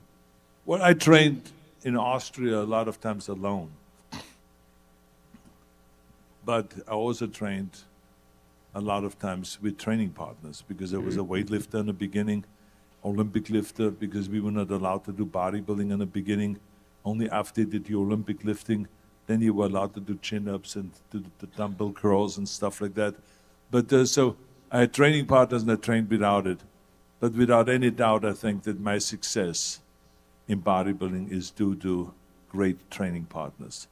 I mean, I had Franco Colombo in Germany, and Franz Tischinger was another young bodybuilder that I was competing with. And then when I came to America, I gathered this whole group of people. You know, that I asked Frank Zane to come out from Florida, to come to California and to train with me, and Ken Waller, and Danny Padilla, Ed Corney, Dave Draper, Chet Yorton, and the list goes on and on and on. It was like just, and then eventually Franco Colombo came from Europe over to America, and he became a training partner in America again. So training partners were very, very important to me. But there is a difference between a training partner that is just hanging out and is just going through the reps with you, or a training partner that is really into it. And you know, to me, the most important thing is whatever we do, and we want to do well, you have to be into it. You can't just go through the motion. So I could see that right away when I lie down on the bench and Franco is standing over me. He was looking down on my chest, on my eyes, and every rep. It says 3, 4, 5, 6, 7. It was none of that where he goes 7, then looked away, 8, 9, 10. You know, none of that. Because you can catch on to that and immediately you say, he doesn't care. From that moment on, when someone looks away, they don't care. And that's not what you want. You want a training partner that has the same interest as you have. A training partner that wants to train to win, that becomes an animal, that has this animal instinct in the gym, and he wants to grind it out, and he's pushing you, and he's competing with you, and you know, you don't have to do the same weight, but we all know the weight, you know, that he could be doing bench press with 315 for 20 reps, and I do with 200 pounds for 20 reps. But he appreciates my 200 pounds as much as I appreciate his 315 for 20 reps. So you just have to support each other and then pump each other up. And immediately it was like after a set, he says, rip off the shirt, Arnold, rip off the shirt. Let's hit the pecs. And then you hit the most muscular and you start doing the side chest, during the training. You know, and the guys were standing around at Ken Wall and those guys, and they said, oh, look at the striation on the lower back. Look at this, no, cough a little bit more. Because when you cough, then the lower back striations come out. And, you know, Joe Weider taught us that. You know, come on, Arnold, what's wrong with you? Cough. Come on, cough so you get the abs out. I don't see the abs, eh? You know, it was all this the Canadian dialect. But anyway, but it was great teaching. But this is what we did. So it was like everyone was pumping each other, and everyone was into it. And so this is what I don't see that much today, where people kind of train together and meet together and they hang out together like that, like we did in the old days. That's why they call it the 70s, you know, the golden 70s, the golden era and all of that, because it was really a clique of guys. And even though Sergio Liver, for instance, you talk about Sergio Liver, I mean, he was in Chicago, but he came out to California sometimes, and he came to Gold's Gym, and we worked out with him. And he, of course, was a great character. And he was very, very powerful. You know, he comes from the weightlifting background. He won the Pan American weightlifting championships, then eventually escaped Cuba and stayed in Chicago. And there he trained twice a day, 2 hours in the morning, 2 hours at night. And he was working also at the same time, first as a butcher, then as a police officer. And and whenever I went to Chicago, I stayed with him. And we trained together. It was like, and then on the stage, he was like an animal. He wanted to destroy you. You know, he was like massive and it really defined and everything. So this was really the great old days, you know, and I always enjoyed it. And you know, it continues on. And there was, of course, bodybuilding has grown so much since then. If you think about every one of the guys that are sitting up there were in better shape when they won than I was. So everyone, bodybuilding just got better and better all the time. Bigger and bigger the guys got, more defined, more muscle separation and all this stuff. And that's what it's all about. You got to break old records and keep going and keep going. And the sport has been growing, and of course, the spectators have been growing, so it's really fantastic, the whole thing. Now, talking about training with Franco and with all those guys, of course, it brings up kind of memories of the film Pumping Iron, just an iconic film that so many of us were inspired by. Let me ask, when you were filming Pumping Iron, and a lot more was filmed than what we saw. We know there's hours and hours of footage that's unseen, and you share that a lot on your Pump Club. When you were filming Pumping Iron, did you have any idea at the time the cultural impact that would have when that was released? No, I would say not to the extent. But you have to understand my background. When I was 15 years old, I was learning as an apprentice to learn to be a salesperson. So I was working in a hardware store, selling wood and selling equipment and stuff like nails and stuff like that for building houses and redecorating kitchens and tiles and all of those things. And so I learned how to sell. And the people in that shop will always tell me, says, watch me now. And the man and the woman will come into the store and they will say, we would like to have some tiles in the kitchen. The guy would say, would you like to have real tiles or just the fake tiles? And the woman would say, the fake tiles are fine, it's probably much cheaper. And then the guy says, yes. And then she said, what color are we looking for? And then the woman would say, pink. And he said, looked at the guy and they said, what about you? And he says, whatever she says. So then from that point on, that salesman only dealt with her. He was courteous to him, but then after, when this whole thing was over and she ordered the tiles and we delivered it to the house and carried it up on the 4th floor and all that stuff we did, he then said to me, he says, so what did you learn? And I said, you were very nice to her. And he says, no, the thing you learn is that you have to find out exactly who is it that makes the decisions. Who is it that you really want to talk to? And we figured that out very quickly with that couple. And so it was kind of like, I wanted to sell to her. She was the boss. And so this is why I was catering to her. And so I learned things like that. It was all about how do you sell, how do you get your product out there, how do you make everyone come to your shop and say, they were really good, they helped me, and the word of mouth goes around and stuff like that. And so I come from that background. So when I got into bodybuilding and I saw all of this great promotion from the Weeder magazine, that there was Weeder airplanes flying all over the world with the Weeder logo on it, and Weeder trucks driving all over the world and delivering equipment. It was all bullshit. There was no Weeder airplane. I mean, he paid them to put a Weeder sticker on it and then took the photographs and all this stuff. But he was a great salesman. And so, but what I realized was that when I came to America, that bodybuilding didn't really have the image that I thought it would have. Because I saw Dave Draper in the movies, Don't Make Waves. I saw Steve Reeves in the movies in Reg Park. But there were no stories out there. They never did press. And so I said to myself, I got to hire a publicist. So we hired a publicist, Franco and I, in 1974 when we organized the first Mr. International competition in Los Angeles. And that publicist got us on the talk shows. Johnny Carson's show, Merv Griffin's show, Mike Douglas' show, all of those different shows.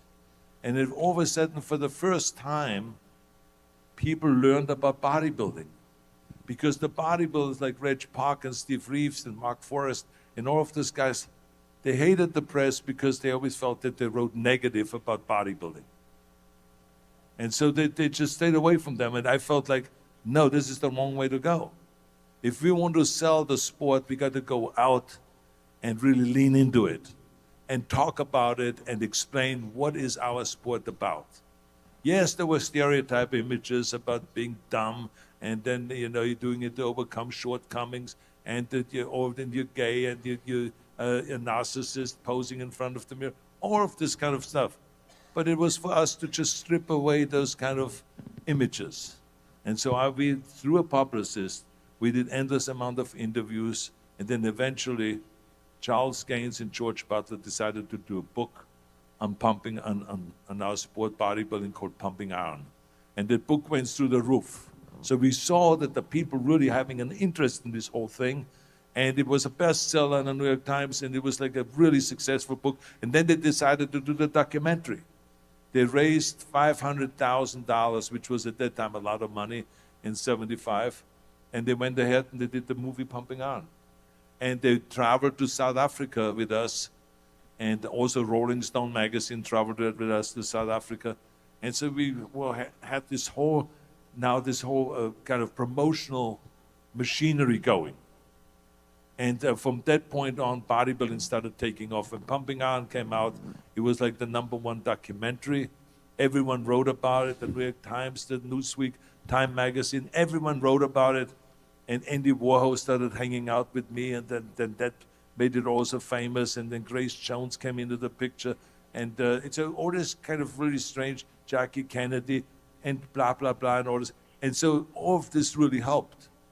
And then I learned a lot, of course, from Andy Warhol about promotion and cross-promotion and all of this. And it all helped bodybuilding. And all of a sudden, in the late '70s, was this huge promotion or explosion in bodybuilding.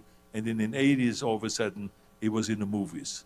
I got into the movies, the Conan the Barbarian, then the Conan, and Commando. And because I knew if bodybuilding would become really kind of like famous, and people admire that, they will go to the box office and they will see the movie. And of course, Conan, when it came out, it was sold out the whole weekend and all this. So it really shocked the movie industry that said that Arnold would never become a leading man because he has an accent, he's too big, and no one would pronounce Schwarzenschnitzel the right way, So that was it. So anyway, so just to answer your question, we did not know that Pumping Iron would be that big. It was a huge, huge hit, and it was a launching pad for me to get into other movies and everything, and eventually to Conan, to do the Terminator, Commando, Predator, and the list goes on and on and on. And from that point on, all the other actors had to now also match up. Then Van Damme came around, and then Stallone got more muscular, and it was kind of like a competition of who is the most muscular out there, who has the least amount of body fat, who kills more people, who has bigger knives, who has bigger machine guns, who blows more people away with one blow up, and all of this kind of stuff. So it really was like it all of a sudden took off, and it went from the '70s golden era of bodybuilding to the '80s action, decade. And so, and that was part of all of that. So it was really great to be part of that. Yeah, so a couple weekends ago, my fiance and my 5-year-old son were out of town. I had the house to myself for the night, and I do what I think any normal guy does when he has the house to himself for the night. You put on Predator. I was watching Predator, and it's going to be 20 years, or 40 years old rather, next year, and it didn't feel like a 40-year-old film. Of course, you have a few of the special effects. And I know you've said in previous, seminars that you feel that's one of the best movies as far as holding up years later. But shooting that film, do you ever go back and watch it or catch it and think like, wow, man, this film's almost 40 years old and it's still holding up incredibly well? Yeah, I get sometimes invited. The studios have those kind of anniversaries where they have the 40th anniversary of a movie coming out, or a 20th anniversary or something like that, or they're redoing a movie, like just recently Running Man, that was done in the mid '80s, and then that they have done now a remake of Running Man, and it was really fun to see that again, and they did a really great job with that. Can we turn this off? We don't need it. Thank you. Hi, you there and back. But in any case, so yeah, I watch those movies, Conan, and Terminator and Running Man every so often. What is interesting really is that now there's a resurrection of all of those movies. You know, that people have such an interest that they've redone Total Recall, which of course they failed miserably. But then they did a remake of Predator, not a remake, but an additional Predator, and that latest director has been doing a great job with that. And so now he wants me to be in the next Predator. And so which is... Is that something that can be confirmed or just in the works? No, or? I mean, no, we are talking about it. As a matter of fact, Fox Studio has kind of like rediscovered Arnold. So now they kind of like, they come to me and say, we want you to do Predator. We just got a script for you to do Commando number 2. And then they just hired a writer-director who did Tom Cruise's last 4 movies, a fantastic writer-director that is going to, they just hired him to write and to direct Conan, King Conan, you know. So there's this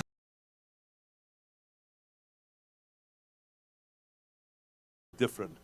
And so everyone, I know with King Conan, of course, it's a great story, an old story of where Conan was 40 years king and he gets complacent and now he gets forced out of the kingdom slowly, and then there's conflict, of course, and then he somehow comes back, and you know, there's all kinds of madness and violence and magic and stuff like that, and creatures. Sounds so perfect. you know, now of course you have all the special effects and you have plenty of money, the studio system has plenty of money to make those movies really big. So I'm looking forward to all of those projects.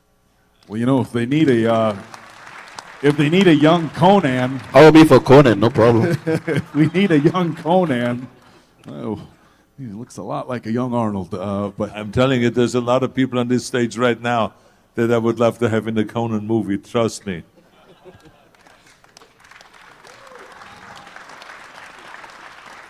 now I'm gonna go back to Predator for a second, because an interesting thing about that film is that when you shot it, there were a lot of special effects.